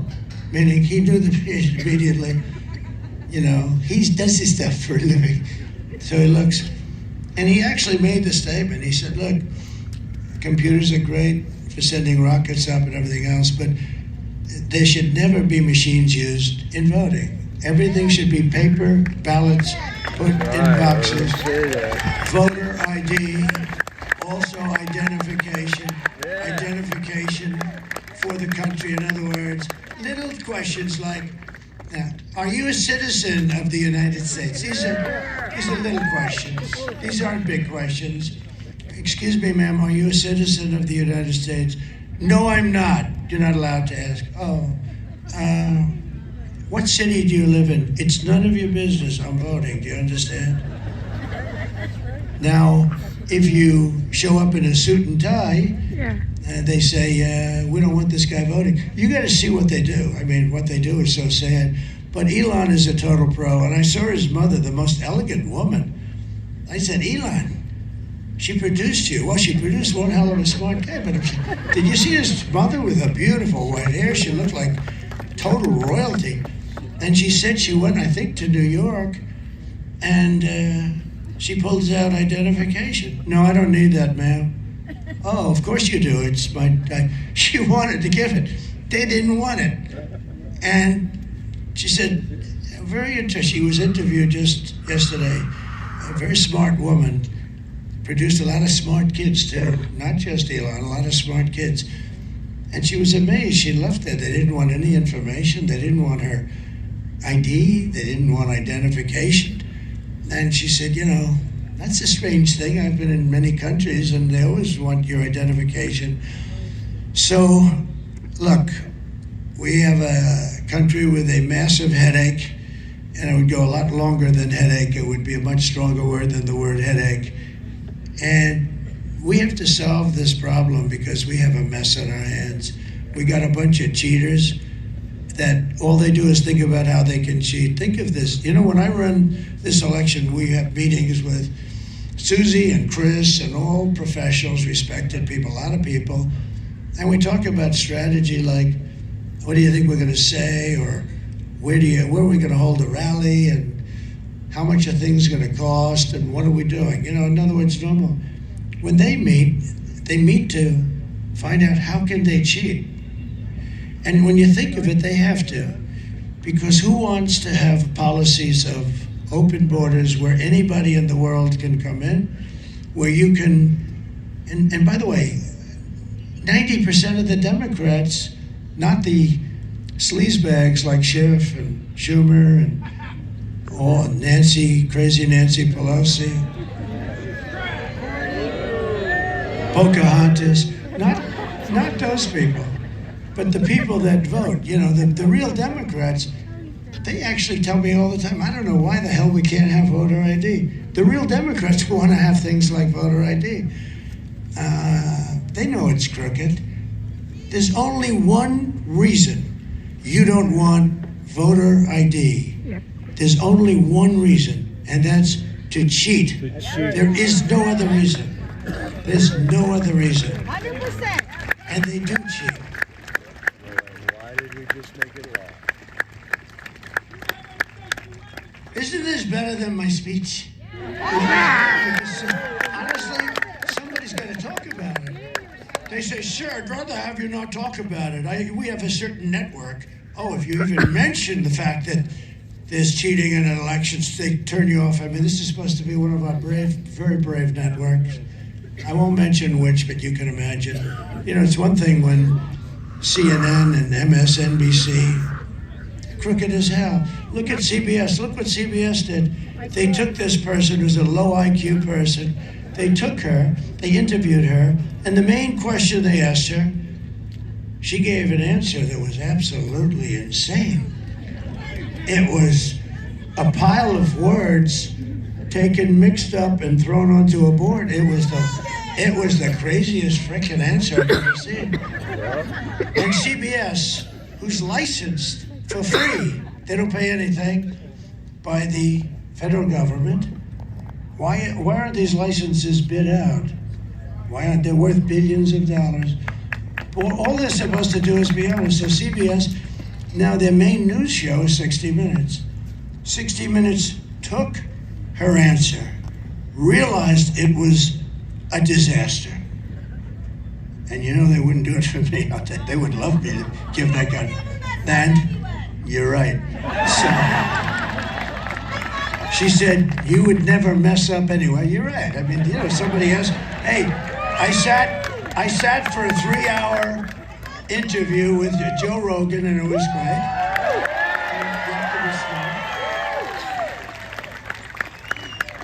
I sat 2 days ago, I sat with Tucker Carlson, and we had an interview, an hour and a half. It was at 11:30 in the evening after I did 4 rallies. And it was fine, you know, I mean, they ask you a question, you know, it's very simple.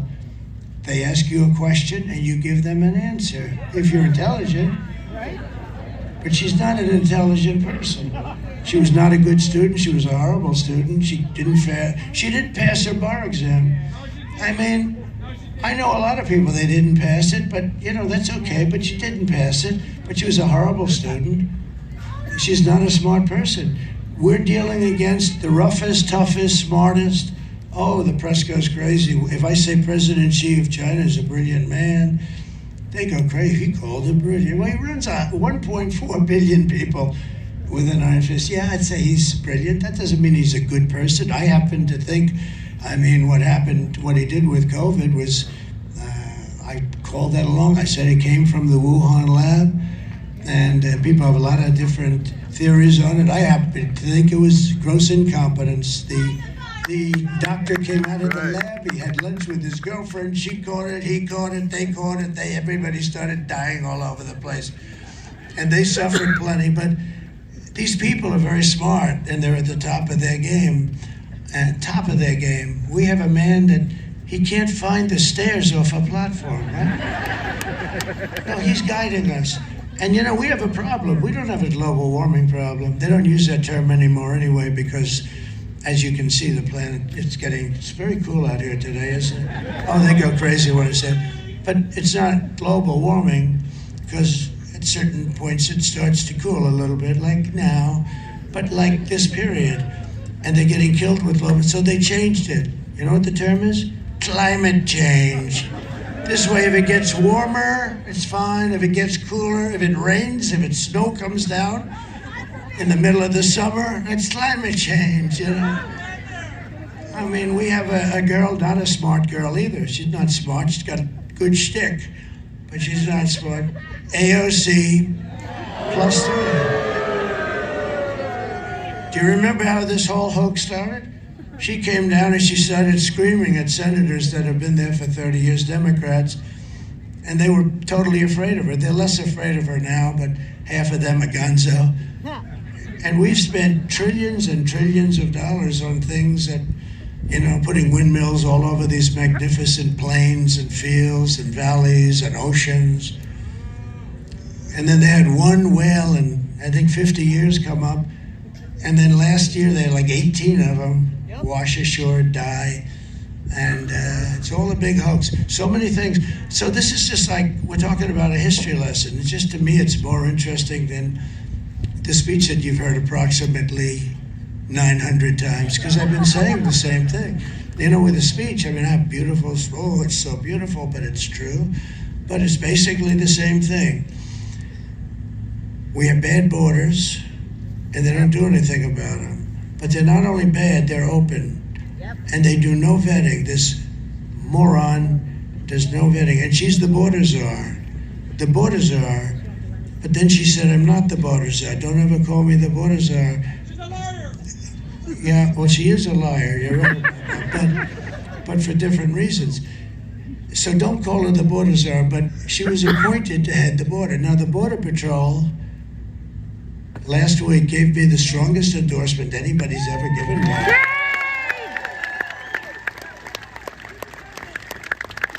They actually called me the greatest president in the history of our country. I said, does that include Abraham Lincoln? Does that include Abraham Lincoln and George Washington? They said, actually it does. So anyway, so they like me. But they said the best border president. They said Tom Homan, one of the top guys, he said he's the greatest president we've had. We had the best border that we've had in recorded history. I mean, it was good. And I took over a mess because I took over the mess that Barack Hussein Obama and this who's a big divider, who's a major divider, and he's a major troublemaker, okay? And you know, I've always treated his wife with respect. Just one of those things. But I've always treated his wife with great respect.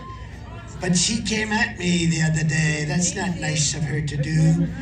And I think we're going to start having a little fun with Michelle. I think we're going to have a little fun with Michelle. But I always treated her with a lot of respect. And we just have to now look.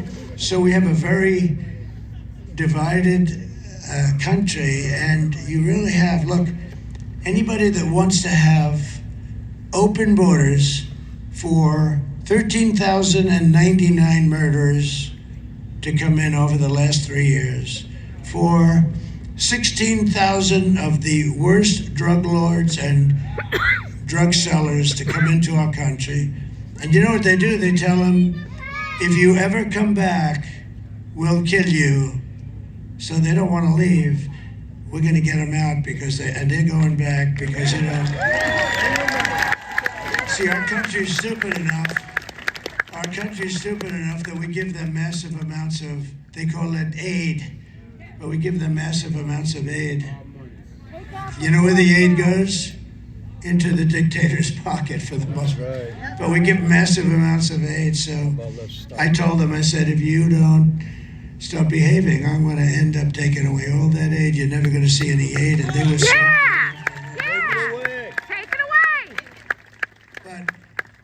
For the sake of your family and your country and for the sake of your freedom, you've got to get out and vote. You got to get these lunatics out of there. You got to get them. With your help, we're going to defeat Kamala. I don't even use her last name. Nobody knows who the hell I'm talking about when I say Harris. How is Harris doing? Who the hell is Harris, everybody? Even people that are, you know, look at all the people we have here. Look at over there. They're all over the place. We got a lot of people here.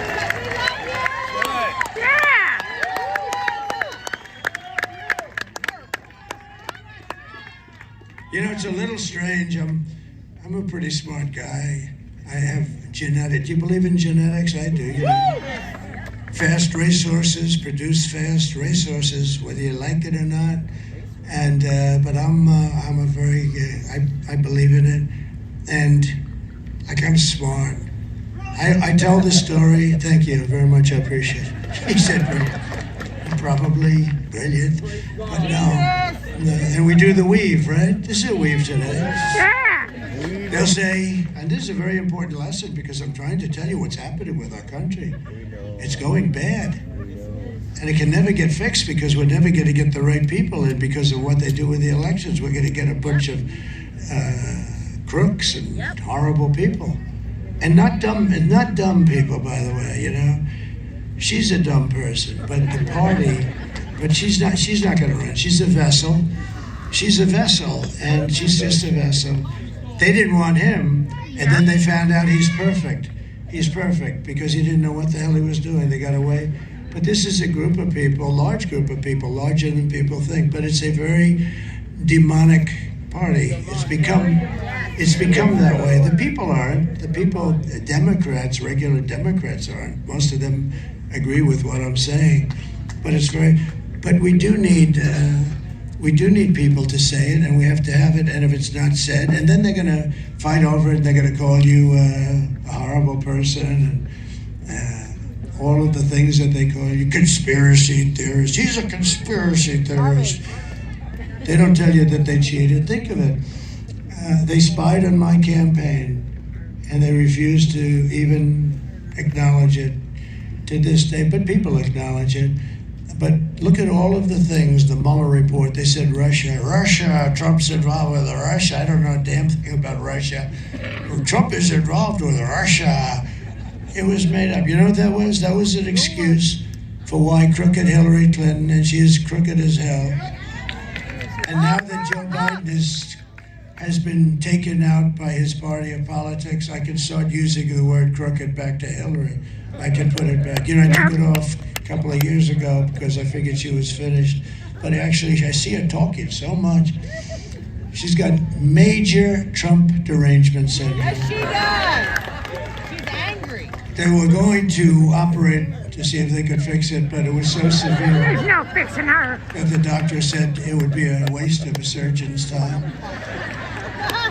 No, but you like to have smart, and you know, somebody said, is it true that your uncle is Dr. John Trump of MIT? I said, yes, it is.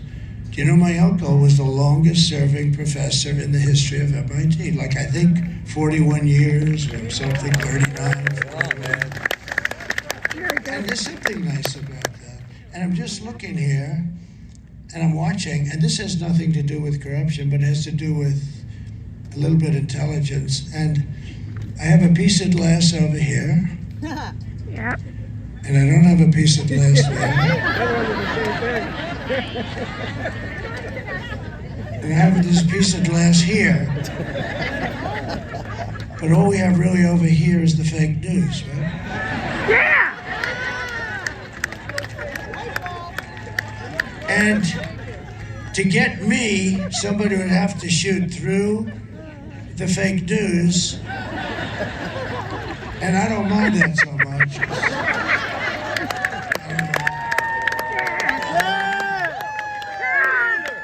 So I have a piece of glass here. And the problem with that glass is I don't look great on television when you have a 4-inch piece of glass that a howitzer can't go through. No, when you see yourself on television, you say, boy, you're really not very recognizable, to be honest with you, which is good. But here's the problem. So I have glass here, I have glass here. Now, I'm not worried about this. Look, what do I have? A couple of people. And they're friends, generally. Yeah, right. There are a couple of people I don't like in that group, but that's all. No, but look at it. Look at it. I have nobody here. What do I need this piece? But where I think I do need a piece is here. True. That's true. Where they are sitting. That's true. That's right.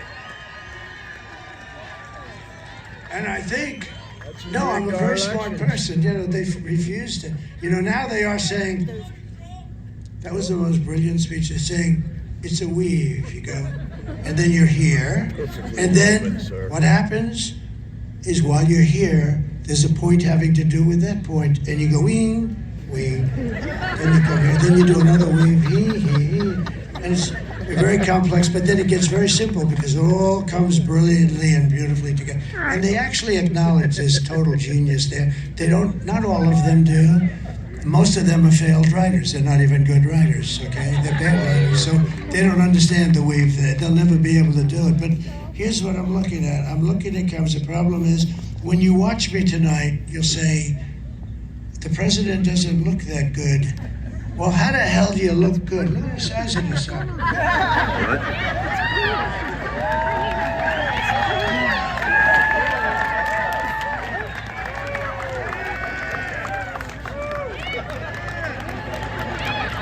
God bless you. Nice to see you. It's because it's focusing on that piece of glass and the telephone.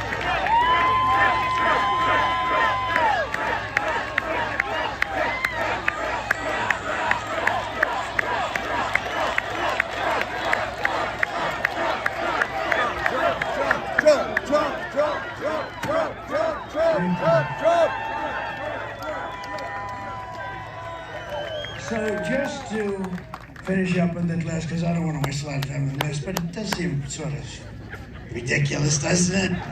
I don't need a piece here, fellas. I need a piece here. I need a piece. I'm not worried about these people. Maybe David. I'm worried about that. I don't need a piece. You know where I need a piece? Right there. Look, I got farmhouses. I got all sorts of I got, see the guy up in the window back there? Has anybody inspected that? No, it's okay. It's okay.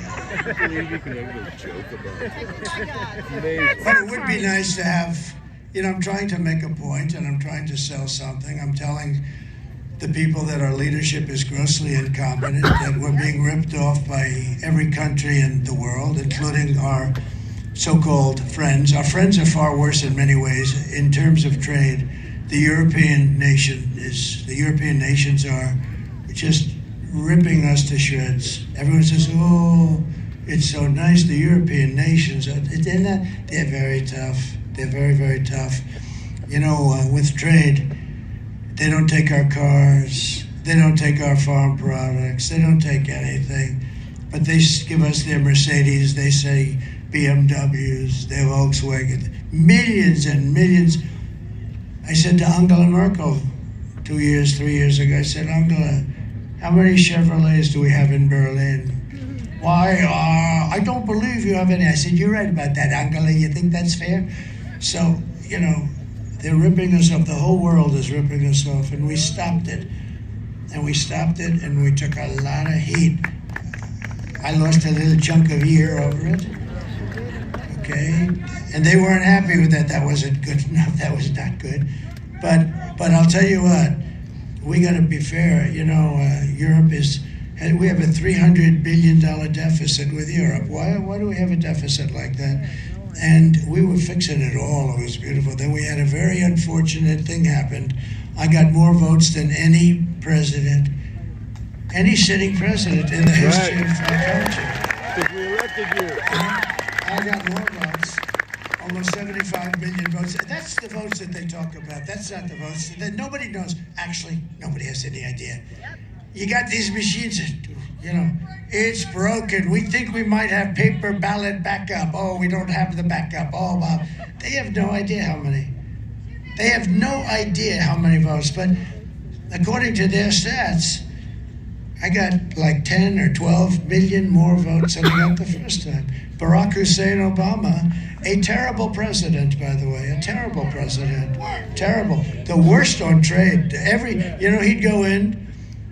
He'd go in, the Germans loved him. You know why? Because they ate our lunch. I mean, it was the craziest thing. The Germans would love him. They didn't love me, and I have heritage there, to put it mildly. They didn't love me because I said, you gotta pay.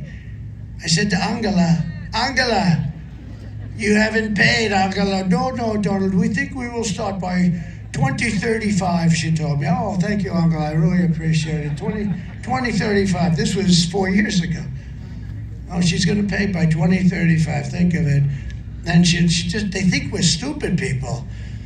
So we got to get our country straightened out, or we're not going to have a country. All right, that's all. And you have a chance in 2 days. And if you don't vote, you're stupid. You're stupid. That's right. That's right. 4 years of Kamala Harris have delivered nothing but economic hell for American workers. Her inflation disaster has made life unaffordable and cost families over $30,000. Think of it. 30,000. You know why? Because of inflation, the higher prices. You can't afford it. Bacon, sausages, eggs, apples. You know, when people talk to me, and I talk to as many people as I can because they know more than our genius experts who are bullshit. You go to the little lady that's buying 3 apples, goes to the counter, and then realizes the price has gone up by 40% and she can only afford 2 apples. And she walks an apple back, and she walks out with 2 apples.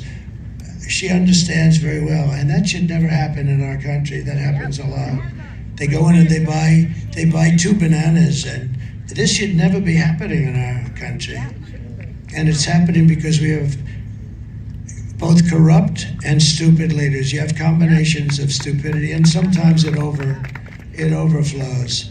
But you have some very stupid people in this country, and you also have some very, very corrupt people that benefit by this. They benefit by letting China rip us off. You know, I took in hundreds of billions of dollars in taxes and tariffs from China, and I'm the only one that ever did it. They've been ripping us off for years. We rebuilt their military. I mean, they had we're losing, well, now we're losing numbers that nobody even believes, but we lose to China $500 billion a year. When I came in, it was $509 billion. That was a deficit with China. We were losing numbers that were not even, now it's over $1 trillion we give them. And then you wonder, gee, they're building a lot of ships, a lot of planes. Most beautiful plane that I've ever seen is the F-22, but we don't make it anymore because it's too expensive. And you know what? You know who makes it? I saw it. I said, of course you make it. I saw one the other day.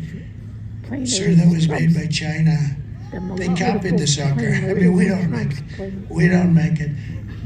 We gotta get smart. We gotta get smart. Just this week, we had the worst jobs report in modern history. This was done by sleepy/crooked Joe Biden and Kamala. You know, who knows with her? Nobody even knows. You know, we like to say, oh, she was, I don't know if she probably wasn't too involved in it because she wasn't involved in anything. She's lazy as hell. But, you know, they all say, sure, make sure that you only say Kamala. Well, you know, it's probably him more. But she was there. If she was any good, she would have said, Joe, you got a mental problem. You don't have it anymore. Let me handle things, Joe. Let me handle things. You're out of it, Joe. She didn't say, she said just the opposite. I've never seen there was never an indication that he's mentally shot. I've never seen anything. She's lying. You saw that with the debate. Even I had a thing, I wasn't going to look at him. And I finally had to go like, I had to look. I just had to. I couldn't hold it. I looked, I said, what the hell is going on over there? But he had a bad debate, but you know, that's okay. You can't take it away. You have to go through a process. You can't just say, you're out of here, Joe. You're out. That's what they did. After the debate, they went in, they just took it away. You can't do that. But we have, and these numbers that I'm going to tell you are the worst. This is like a depression. And they're devastated. They don't want to talk about it because, you know, they've had a couple of things happen that are incredible. One of the things is that these numbers were announced yesterday, and they thought they were going to be able to hold them till after the election, because these numbers would not allow anybody to vote for a woman of not high intelligence, to put it mildly. I'm being extremely nice when I say it that way. These numbers are depression cell numbers. I mean, not recession. These aren't recessionary numbers. And I know a lot about this stuff. I was a wonderful, wonderful student at the Wharton School of Finance. I did great. Made a lot of money, I made so much money, it's crazy. And I made a lot of money, and I understand money, and I don't say that, you know, it's been something that works for me. And other people have other abilities, but I know this stuff. It's sort of easy for me. And our country's in financial trouble. We could have a depression. And this was just announced, and they're devastated. I know a lot of people in the White House, they're devastated that these numbers came out. They did another thing that's sort of related. 2.5 months ago, they said they had 818,000, that's a lot, 800, almost a million, 800 exactly, and 18,000 new jobs. And you know what? It was a fraud. They had no new jobs. And then just last month, they said they had 112,000 new jobs, and that was corrected and revised. But they thought that all of this would be revised right after the election. They were having a hard time holding it in because people know you have a lot of good people in our country. Yep. And they know what's going on, and they're working in statistics departments and different departments. They see what's going on. You know, you can't really hide it if you have honest people. And we had people that came out and said, a whistleblower, I assume it was, and he came out and said that the almost 1 million jobs that they added fraudulently into our employment numbers were fake. They're fake. And the press barely reported it because they're fake. They're worse than the politicians. Honestly, they're worse than the politicians. They're worse than the politicians. And they're being caught. That's why their approval ratings are so low. They're being caught. I think it was a great thing I did for the country, because I don't think people, before I came along, nobody talked this way. But they're fake. And we need a fair press. And we don't need a ruthless press, we need a fair press. And sometimes that will be ruthless. But they didn't report this, or barely reported it. So they fraudulently put in fake job numbers. And the information was supposed to come out after the election. In other words, any time after 3 days from now, because then it wouldn't have mattered too much to them.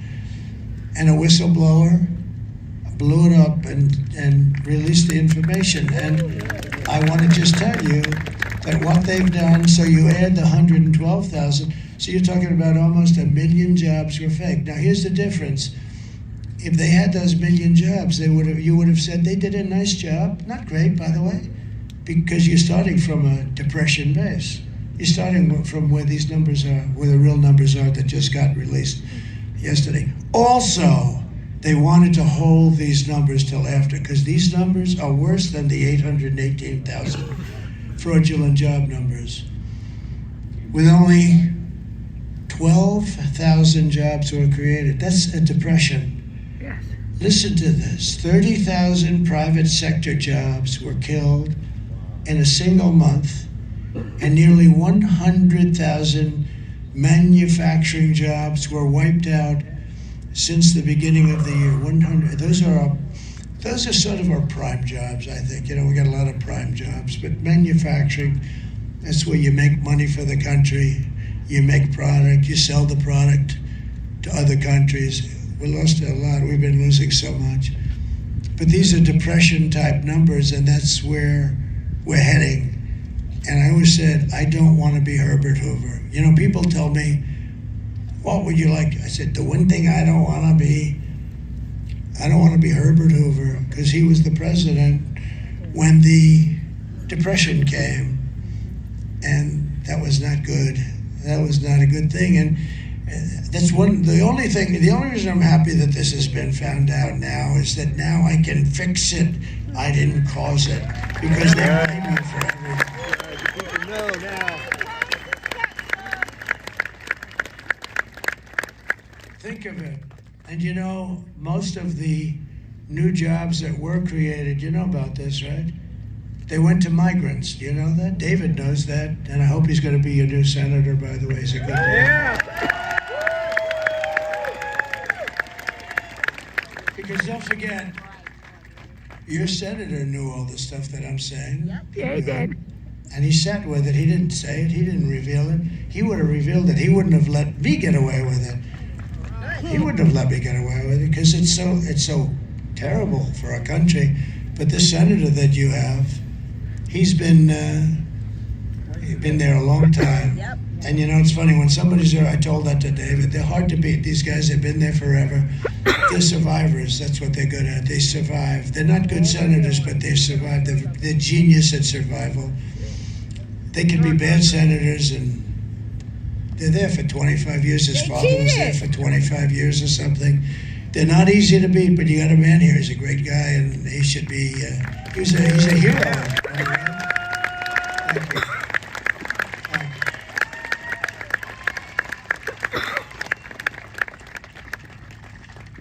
So we got to win. I don't think there's much of a choice. I really don't believe we have a country. Those numbers, and I cut down on a lot of them, but think of that. Almost 100% of the jobs that were created went to illegal aliens, or the new term is illegal migrants. There's no nice term. Some people say, don't use illegal aliens. Oh, what should I use? Migrant. Oh, okay. they're illegal migrants. I think the word alien is nicer, but what do I know about things like this?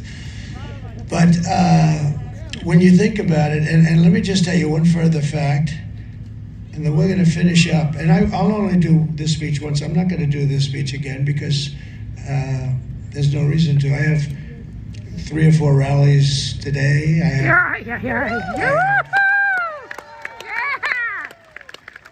have 4 tomorrow. Yeah, man. I think I've done. Look, we had the greatest rallies in history. There's never been rallies like this. Look at the people. We love you just as much as these people. I love you more than these people, okay? No, look, it goes back as far as the eye can see. It's never been that. I actually joke. I tell my people, I have very good people, and I tell them, in 4 years you'll be representing a hot candidate, and he's going to come to this beautiful part of the Commonwealth, and he's going to have an audience of 250 people, right? Remember Biden? He couldn't, he had the circles because of COVID. I don't know, that's crazy.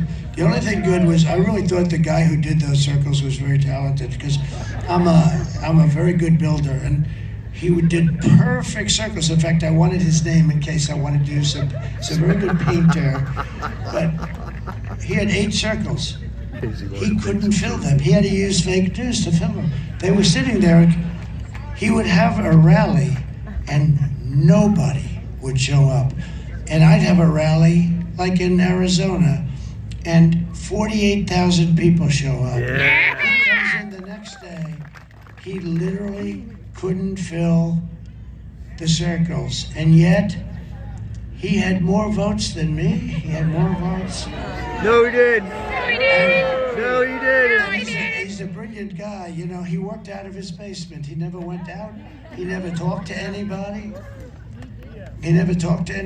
No, this is an unbelievably, and look what happens. Ukraine would have never happened if I were president. Putin didn't play around with me, let me tell you right now. And I'm the one that brought up Nord Stream. So the largest pipeline in the entire world was being built by Russia, and I found out about it. Nobody ever heard. Even the politicians didn't know. It's called Nord Stream 2. And I said to them, having to do with NATO, where we got ripped off until I came. I'm like, you know what? They spent hundreds of billions of dollars after I left. It was a B. They paid hundreds of billions of dollars, but they're building Nord Stream, the largest pipeline in the world, from Russia to Germany, and then branching out all over Europe. And I said, you mean so, Angela, so what we're doing is, let me get this straight, we're protecting Germany and all of Europe from Russia. We're taking a deficit. We're paying almost 100% of NATO, by the way. We stopped that quickly. But we're paying all this money to protect you, and yet you're paying the person and the group that we're protecting you from $2 billion, $3 billion, and $4 billion a month, right? Yep. This isn't working, Angela. Not for me, it's not. And we had a big meeting, all the leaders of NATO, and they said to me, sir, because they used to say, my biggest fan is Stoltenberg, the Secretary General of NATO. He just left. He was a good man. He was there for a long time. He said Trump was unbelievable. When Obama would come in, he'd make a speech and he'd leave. Bush came in, he made a speech and he'd leave. All the other ones, they'd come in, they'd send their people, they'd make a speech and they'd leave. Trump came in, he said, whoa, I don't want to make a speech, I want to look at the books. I looked at the books and I realized that we were paying 100% or close to 100% of NATO. And I said, it's no good. It's no good. And then they had a big meeting because of that. And at the meeting, we had 28 countries, including us at the time. And the meeting was amazing. And the head of a major country stood up.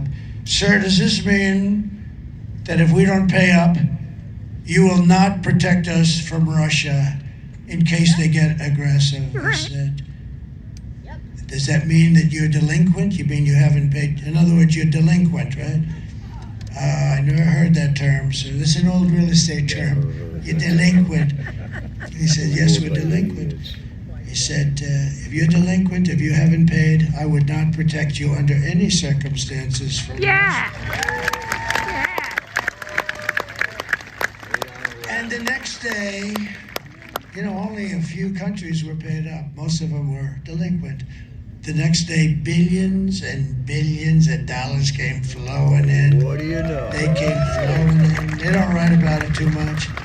But Stoltenberg said Trump did something I never believed, because he was there for a long time. He said for years and years, decades, nobody would pay because the United States would always be there to pick up the tab because we're run by stupid people. And so that was it. But we'll make America wealthy again, and we'll make America affordable again. Yes. And we're 2 days away from the best jobs, the biggest paychecks, the brightest economic future, despite where we start from. It's so depressing when you look at what's going on. If my opponent knew how to fix the economy, she would have done it. And I say all the time, during the debate with her, I had a debate. I debated 3 people. It was 3-on-1. I had debated Pretty Boy, who's not actually as good looking as he looks on television. In person, he's really not that great looking.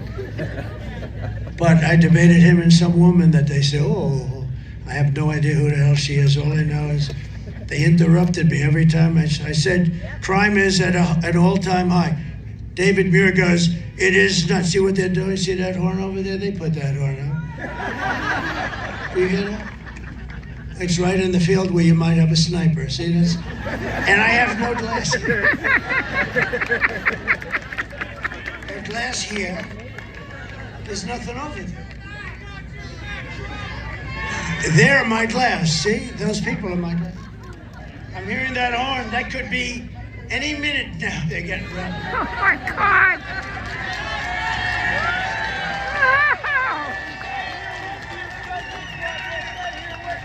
What the hell do I know? I must be wrong. I must be wrong. But probably it was probably Biden or the other one that said, screw him, don't give him the glass. Oh, you don't think? Let me tell you, I'll tell you what. Secret Service guys were very brave when I got shot. They stood right.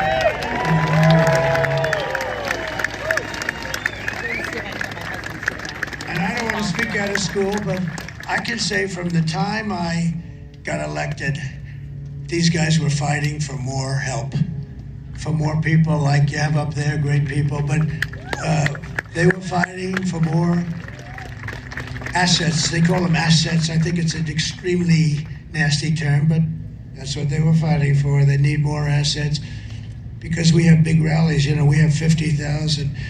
Interestingly, during the debate, she said, oh, and your debates don't really draw, and everybody leaves early. So then I go, because when somebody says something, I think you have to refute it, right? I said, no, my debates never have an empty seat, and nobody ever leaves early. Nobody has ever left early. Nobody. And I walked off, and I said, I killed her in this debate. There were 100 things, but I was debating 3 people. I wasn't debating one.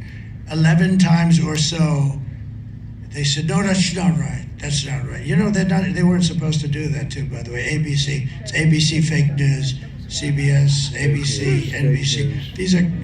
These are, in my opinion, these are seriously corrupt people. But here's the story. So I refuted. It took only about 30 seconds. I said, no, my rallies are the biggest and nobody ever leaves. And not only are they the biggest, they're hundreds of times bigger than anybody else. The other night in Milwaukee, that arena was here, the Wall. Mr. Wall, would you please stand up? This guy, he was there. Mr. Wall. Mr. Wall. You know, this guy's a very successful guy, and I think he's been to like 300 of these things. But he's great. He's a smart guy. He's made a lot of money. I don't know. He likes this better than going to see a rock concert, right? Because we do have some fun, considering we're talking about a very tough subject. It's a bad subject. It's an embarrassing subject. It's embarrassing that this could happen to our country. But in Milwaukee, they have a beautiful arena. It holds like, you know, essentially, I think it's probably a little bit larger than Madison Square Garden, that size. That was beautiful.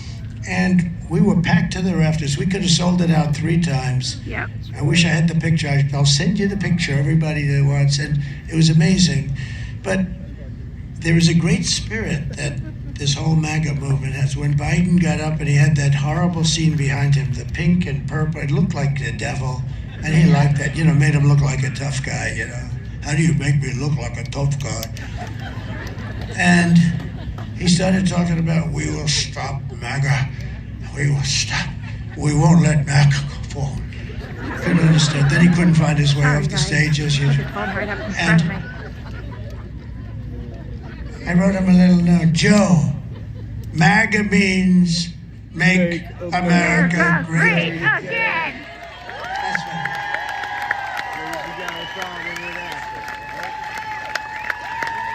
So, I'm sort of finished with this whole thing, but so the fake news, some of these lame brains, I see them, I can tell you everyone up there a couple of them are good, but everyone up there, I can tell you, they're really dishonest people. I mean, real dishonest. And they call me, and when I pick up the phone by mistake, which is usually the only way they get me, but they sound so nice. It sounds like really great stuff. But let me just tell you, they'll say, some of them, that speech was rambling. That's the word they love to use, rambling. Others will say it was totally brilliant, and it was brilliant. It's always brilliant. It's also, there was no ramble in there whatsoever, by the way, none. But you have to understand that this is something that the American public had to hear. You have to hear this. You have to go to free, strong, clear, beautiful elections. You have to have a very powerful, very strong border. You cannot let the world's criminals enter our country by the tens of thousands, by the hundreds of thousands. We cannot accept all of the mental patients all over the world. Some of those mental institutions in other parts of the world, not just South America, all over the world. A lot of people coming from the Congo, prisons in the Congo, they're emptying them. You know what they save by doing that? They don't have any idea what they save. They're all in our country, and the ones that aren't will be. And crime is down all over the world where they've done this. They've taken their criminals in Caracas in Venezuela, all their street crime criminals, the ones that knock the crap out of people, the ones that rob the purses and rob the stores, and they moved them here. And the fake news doesn't want to cover the story. Take a look at what's happening in Aurora, in Colorado. Take a look at how horrible it is. They actually took control of apartment complexes. Yep. They're in the real estate business like me. And it's happening in it's hundreds of towns and cities. It's something that is just a disgrace. But we're pleased to be joined because it's an important part of it. We have to have good people. And if David would like to come up for a second, David McCormick, he's a tremendous person. You really should vote for him, because the other guy is a total waste of time. Thank you.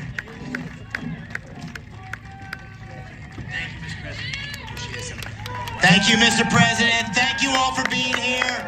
We got to win this election in the Keystone State. It's a choice between strength of President Trump, fight, and the weakness of Kamala Harris. It's a choice between the common sense policies, Mr. President, that you had get our economy back on track, secure that border, open up that energy sector so we can have that beautiful, clean natural gas going around the world. Keep us peaceful through the strength you'll bring, Mr. President. So thank you. I hope to be right there with you in the Senate, because I'm running against a guy. I don't know if you know this, Mr. President. He's running ads standing next to you. Bob Casey, can you believe this? Right? Can you believe it? This guy is a career politician. He was born with a silver political spoon in his mouth. We need to get rid of him, get new leadership in the Senate, make America great again, make Pennsylvania great again. Thank you, sir, for having me. Thank you, President Trump. Thank you, David. You got to vote for him. Look at a standing ovation. Whoa.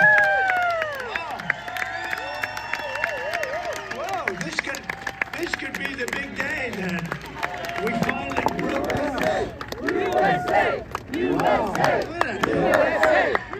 USA! USA! Great job. Hi, Dina. And his incredible wife who was with me in the Oval Office, and she's as smart as they come. She's a great one, great person too. Thank you, Dina. Very nice to have you.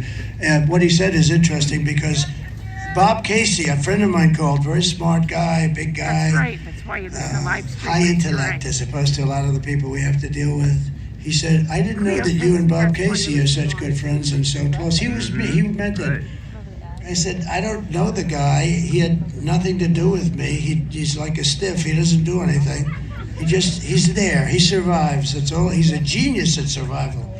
On survival, I give him a 10. On everything else, we don't give him. But I said, why the hell do you say I'm friendly? Because there's commercials that he shows you standing with him. And I have followed the president on the wall, on the border. It sounded like maybe he was actually going to be a Republican. Was he a Republican? No, he's a Democrat.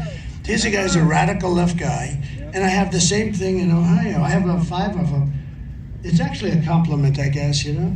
But they're all taking out ads. Tester is getting killed, I hope. I don't know. You know, I think he's getting killed. And he's fighting for his life. A young, smart guy. But they're trying to destroy that guy. If you look now, what they're doing to Tim is brutal. They're trying to destroy him on, you know, fake information and stuff. But every one of these senators in Ohio, Sherrod Brown, he's running against Bernie Moreno. Moreno's really good, and he should win. And I'm winning Ohio by a lot. And some of these states I win by a lot. This state I think I should do really well. I won the second time I had like I think, you know, look, it's a long time, great memory. I'll give you about as close as I can get. With 73% of the vote in, I think I was up by close to 900,000 votes. In other words, it was over. It was over. And then they said, there's been a minor adjustment. And around 3:02 in the morning, they found like hundreds of thousands of ballots. So I went from 73%. I kept saying, why aren't they calling one of my favorite places, Pennsylvania? Why aren't they doing it? I'm 73% and I'm hundreds of thousands of votes up. I think I could have lost every single vote and won. Anyway, and all of a sudden they had to readjust. There was a readjustment. Oh, and that happened in other places too. You know, the reason I picked Whatley from North Carolina, because I was leading there, and it went through, and they tried like hell to cheat. But other places weren't as good as him. And I said, we don't need votes. We need somebody that can watch the votes and watch the steal. And he's doing a great job. But, you know, I mean, there's so many things happening in Pennsylvania. We're in court all the time. Yeah. 2,600 votes. And I don't think there should be a problem. It was done by the same guy. And that guy should go to jail for a long period of time. Yes, he should. Yes, he should. Lock him up. Now, maybe he's not guilty. But you'd have to do a lot of talking, I think. And then we have other things in other counties. I know them all well.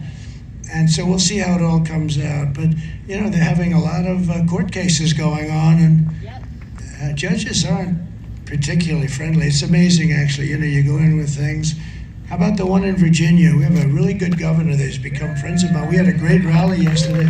How about Virginia? How about Virginia? Where they had all these votes, all the things that happened, and it turned out that these people admitted that they're not qualified. They admitted it. They said thousands of votes, thousands. We are not qualified. We are not citizens of the country. I think they admitted it, right? And the governor, Glenn Youngkin, good guy, very good guy, smart guy. he went in, they found it, you know. They didn't find it by accident.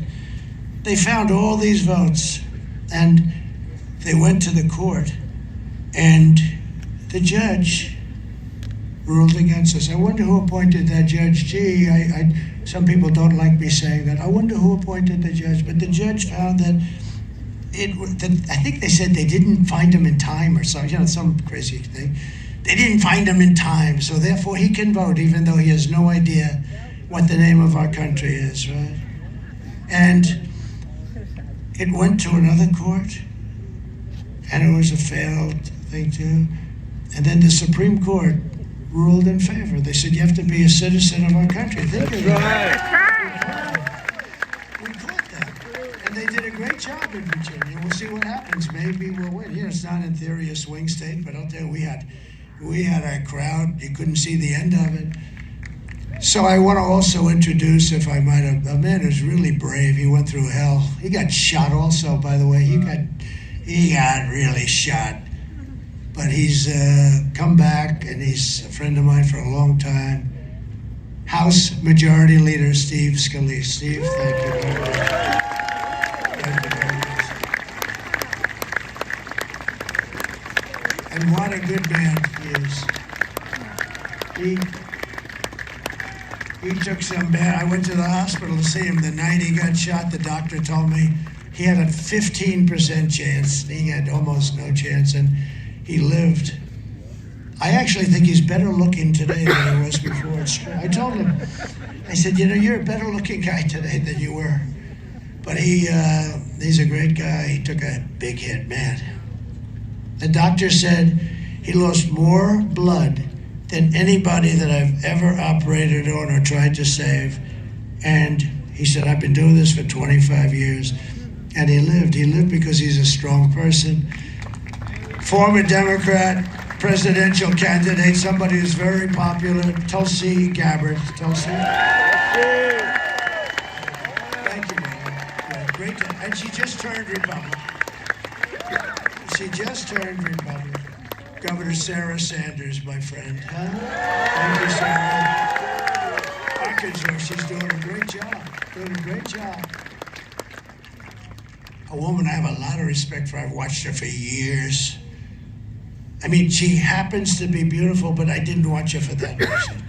I watched her because she was really a top racing NASCAR legend and did a fantastic job. Danica Patrick. She's fantastic. Thank you, Dan.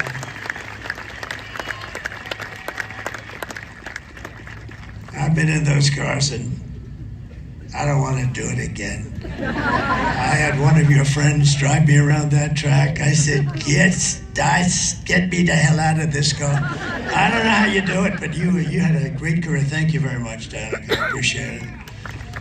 Sage Steele, who hosted something for us the other night. And we had a lot of fun. We had a lot of fun the other night, right? Thank you, Sage. Appreciate it. We have some incredible patriots, some really brave people, actually. One has gone through hell for absolutely no reason. They came down on him. And they came down because he was honest and he was a patriot. A tough guy, though. He could handle it very easily. Scott Perry. Scott.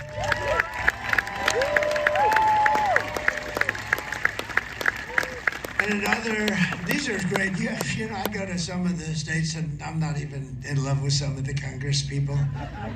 But these guys are all good. Dan Muser is fantastic. Dan is fantastic. He said 100% you're going to win the great Commonwealth of Pennsylvania.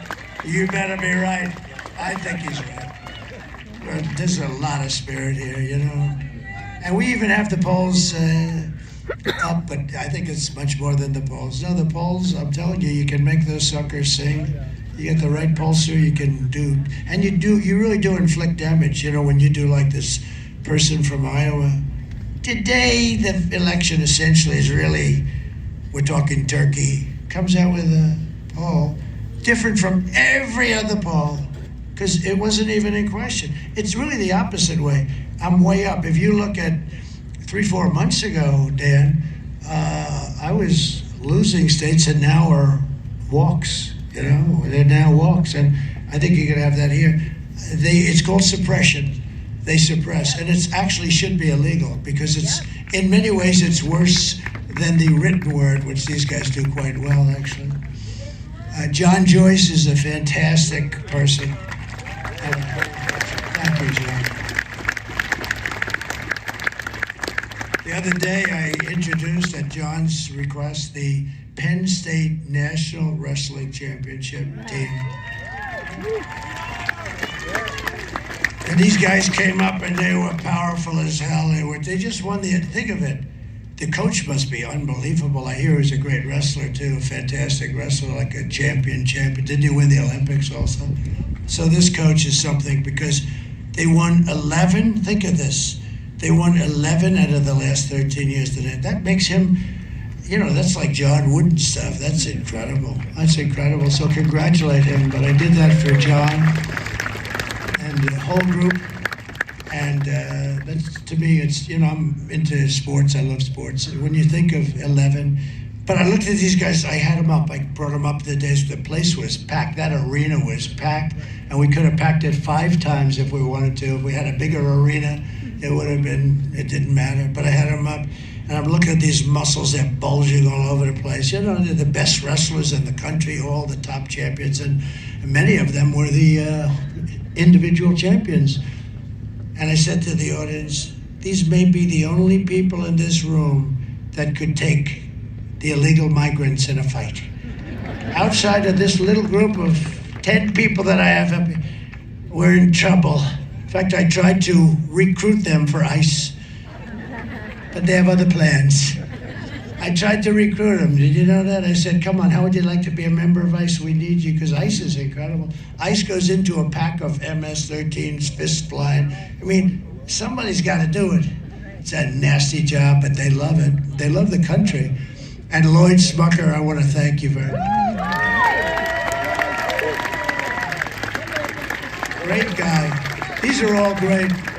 I also want to recognize our great Amish community. Where are they? The Amish community. They're in church.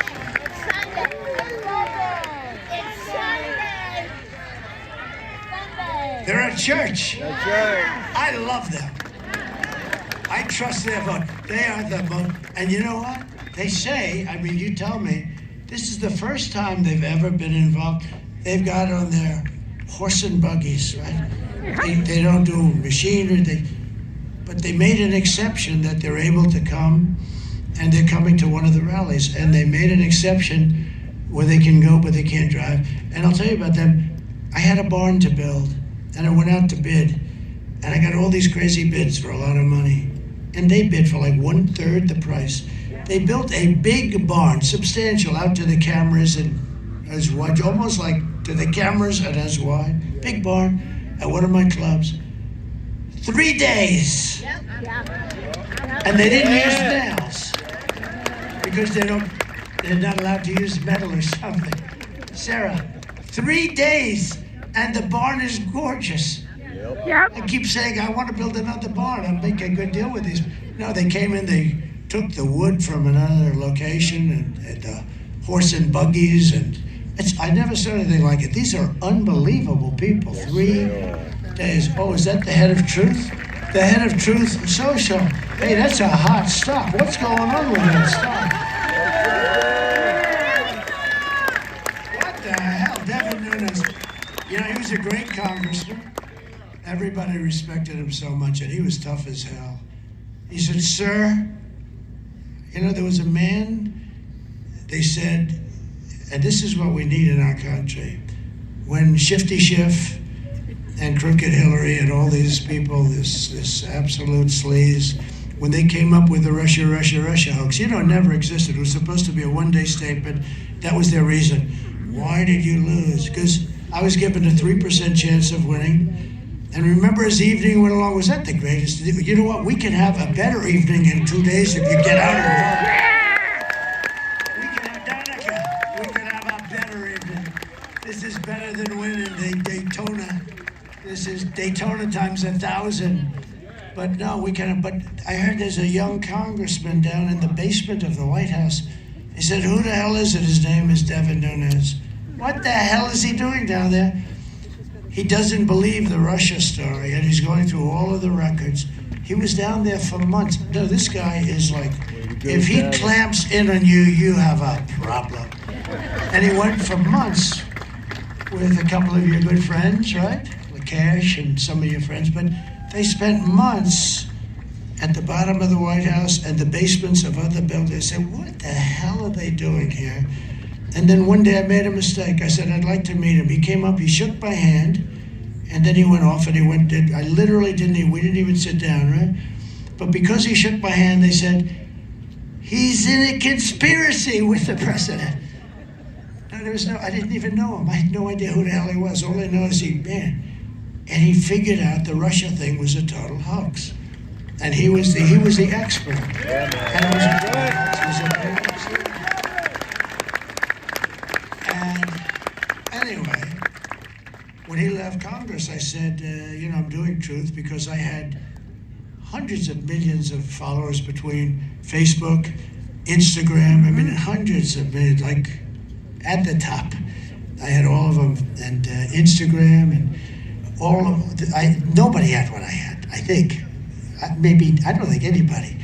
And I went from hundreds of millions of followers to nothing. They took it away. For no reason, they took it away. And I said, I have to figure this out. So I said, all right. I started doing press releases, Save America, and they were very successful, but it was a press release, but they were like hot. And we were developing this new thing, and they said, what are we going to name it? I said, and we ideally get 5 letters, and they had all these fancy names. Usually a lot of them started with an X in front because it was hot, and they couldn't come up with a name. I said, what about Truth? Sir, he didn't say this, somebody, sir, you'll never be able to get Truth. It's impossible to get Truth, sir. Why? It's very generic, it's very this. Sir, it's already taken. Why do you say? Because there's no way you could get it. It's 5 letters, right? I said, yeah, but it's fine. Sir, you won't be able to get it. I'm sure it's taken. Check. Go check. Go check.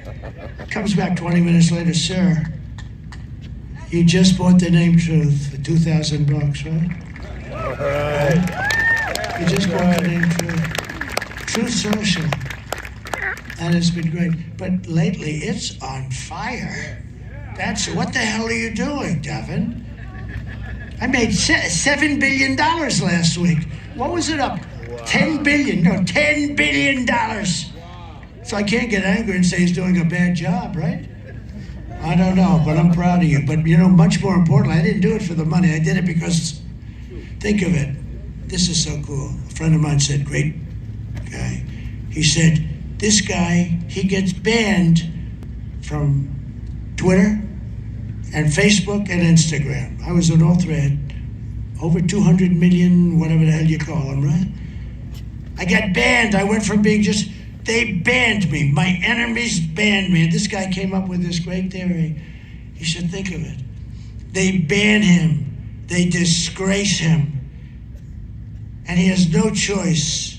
He goes and opens his own platform, and now the suckers picked up $10 billion. Yeah. They forced me into building a $10 billion. I was forced, right? That's pretty cool. Who would think that way? The guy that I'm talking about is a very sick person, but he is smart.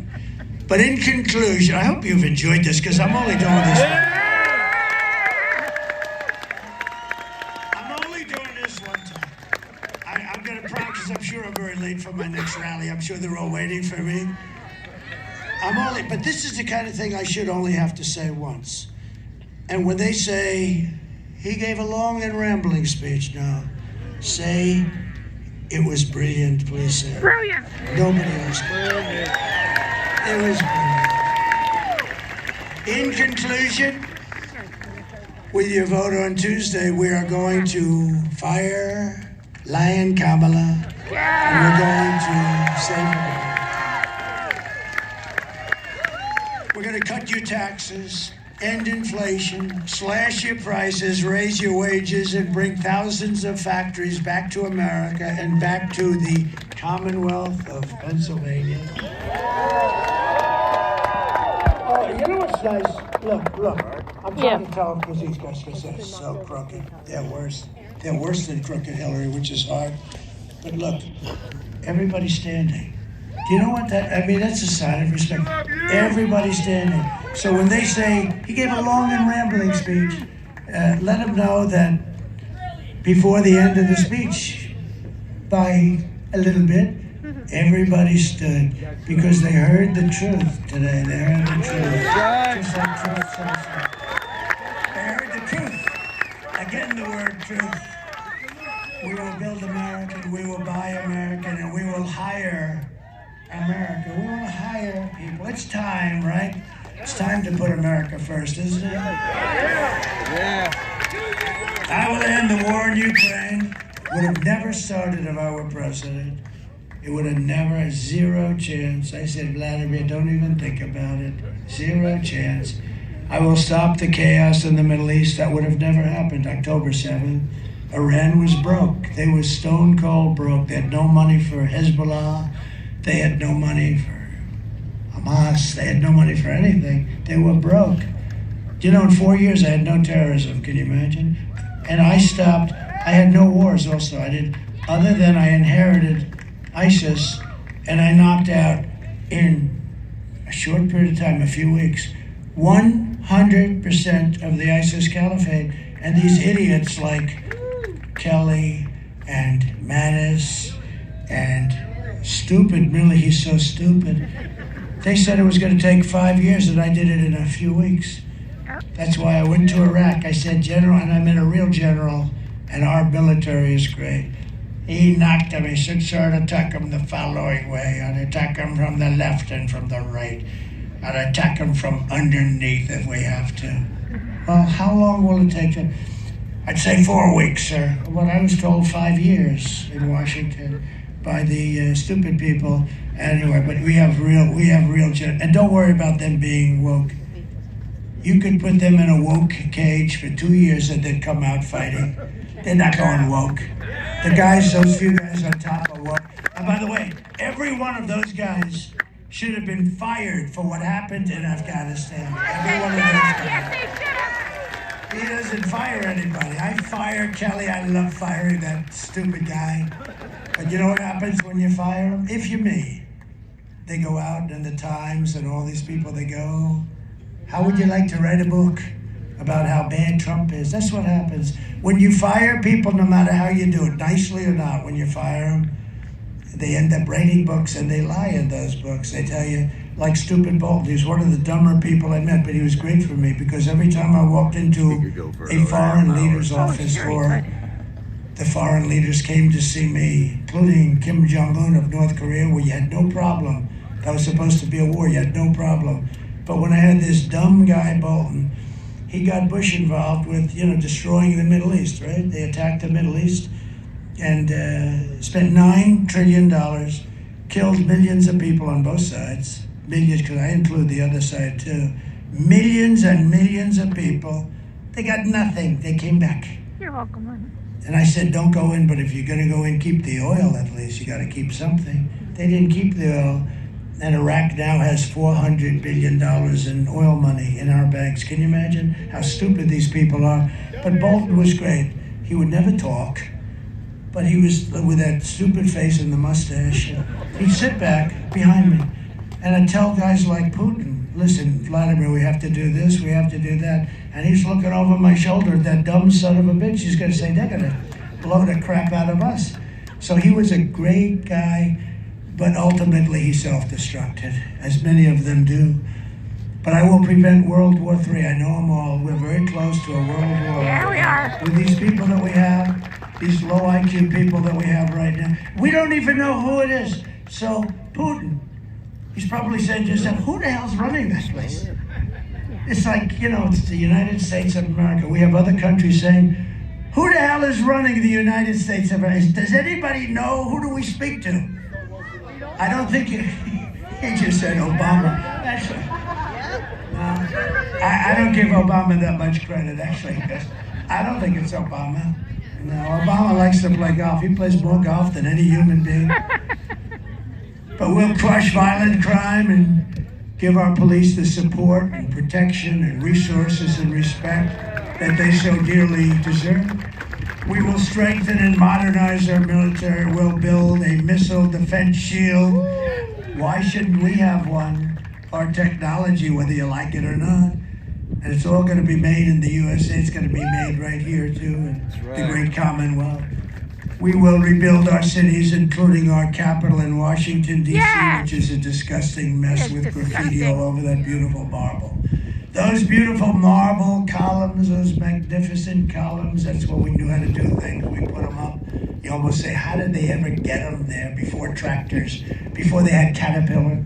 How did they get them there? But they were brilliant. And they have graffiti on them and lots of other things. And we're going to clean up our capital, make it beautiful, make it safe, so that when you go there, you don't get shot. So badly run.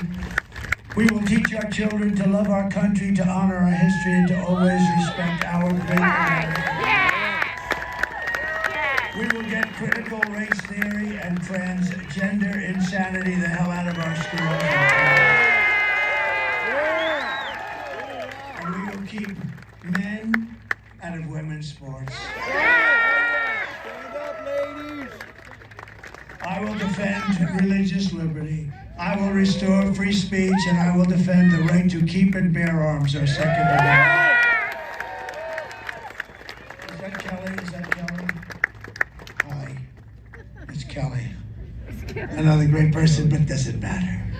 Right in the middle of my closing, I see somebody that I felt I had to introduce. After years of building up foreign nations, defending foreign borders, and protecting foreign lands, we are finally going to build up our nation.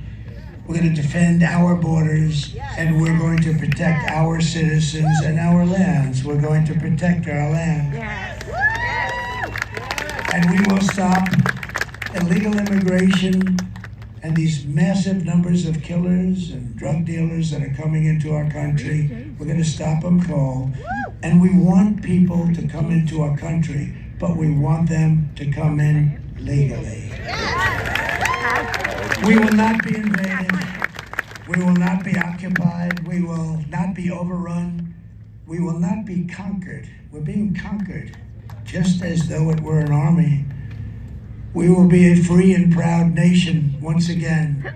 Everyone will prosper. Every family will thrive. And every day will be filled with opportunity and hope and filled with the American dream. But for that to happen, we must defeat Kamala Harris and stop her radical left agenda. She destroyed San Francisco. We're not going to let her destroy our country. And we want a landslide that's too big to rig. And I think that can happen. He's leading by a half a point. He's leading by a point, right? I don't know. I think the enthusiasm, that's one thing. The level of enthusiasm for the Trump voters is more than double the enthusiasm for this person that nobody ever heard of.